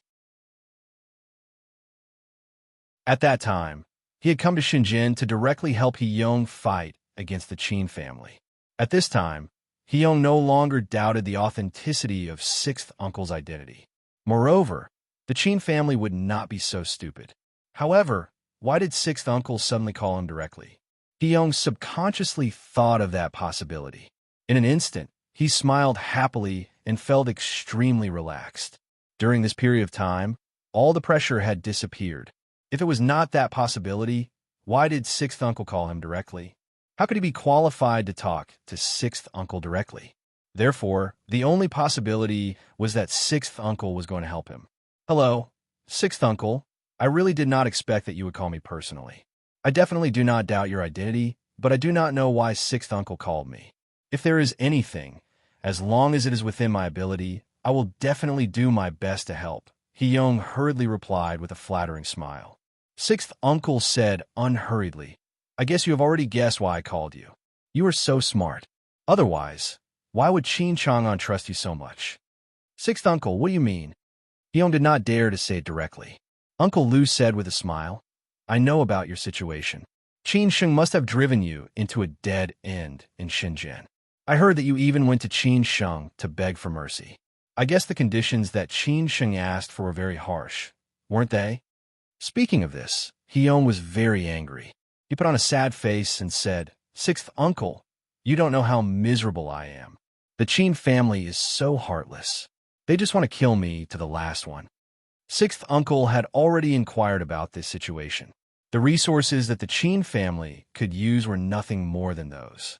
No matter how domineering He-Yong was in Shenzhen, he did not have the ability to resist the Qin family. Last time, because of their support, the Qin family did not dare to act rashly. But now, without their support, He-Yong was naturally in a very difficult situation. The Qin family could easily move to him because no one was willing to offend the Qin family. They would only abandon He-Yong. "I know. You don't have to complain. Aren't I here to help you? Anyway, you have done me a favor, so I won't leave you to die. In the future, you don't have to be so difficult, and you don't need to be afraid of the Qin family. Zhao Zheng will arrive in Shenzhen tomorrow morning. Elder Long has also sent some people. You can discuss how to deal with the Qin family. Don't worry about the pressure from the outside world. I will help you solve it." Sixth Uncle said very calmly, as if the difficulties that He-Yong mentioned were not worth mentioning in front of him. That was why so many people were willing to chase after power, money, and status, because this was the reality of this society. Hearing this, He-Yong was so excited that he did not know what to say. He did not expect that happiness would come so quickly. A second ago, he was still racking his brains to find a way. He did not know how many people he had begged and called, but no one was willing to help him.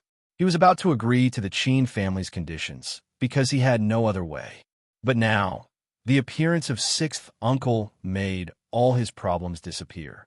He didn't need to be afraid of the Qin family anymore. He didn't need to beg anyone, and he didn't need to be humble to anyone anymore. He was the fearless He-Yong again. This was fate. God had played such a big joke on him. He-Yong wanted to roar a few times now to vent his anger during this period of time. However, He-Yong forced himself to calm down and replied in a hurry, "Sixth Uncle, thank you. Thank you so much. In this life, I, He-Yong, will do anything to repay your great kindness. No matter what you ask me to do, even if I have to climb a mountain of swords or dive into a sea of flames, I will not refuse." Sixth Uncle said disapprovingly, "Let's talk about this later. Deal with the things in front of you first. If anything happens, just call me directly. I will hang up first." After that, he directly hung up. Sixth Uncle did not really care about He-Yong. He just wanted to use He-Yong to control the Qin family. Since Young could betray the Qin family today, he would definitely betray sixth uncle in the future. No one would like such an ungrateful person. After hanging up, Young stood in front of the window for a long time and could not calm down. It seemed that what had happened just now was just a dream. It seemed a little unreal. He slapped himself hard in the face. Then, he looked at the call records again and confirmed that what had happened was real. Only then did he come to his senses. Ha ha ha ha! Young roared with laughter, laughing without the slightest restraint. He was insufferably arrogant because he could finally take revenge on the Qin family, as well as those who targeted him. All of you, just you wait. Maybe Young's movements were too loud. After hearing his laughter, his wife hurriedly ran over and knocked on the door to ask what had happened. She knew that Young had encountered big trouble recently. Otherwise, he would not be so depressed. Moreover, she had also heard the news outside. Unfortunately, she was just an ordinary woman and could not help Young at all. Hearing the knock on the door, Young quickly walked to the door and opened it. After seeing his wife in front of him, he seemed to think that she was much more beautiful than before. He directly hugged and kissed her. Young's wife looked confused. She did not know what had happened. It seemed that Young had not been so happy in a long time. It had also been a long time since he had kissed her. You're tuning in to the Warrior Lore YouTube channel. Don't forget to subscribe and join us on this journey to catch the most captivating stories.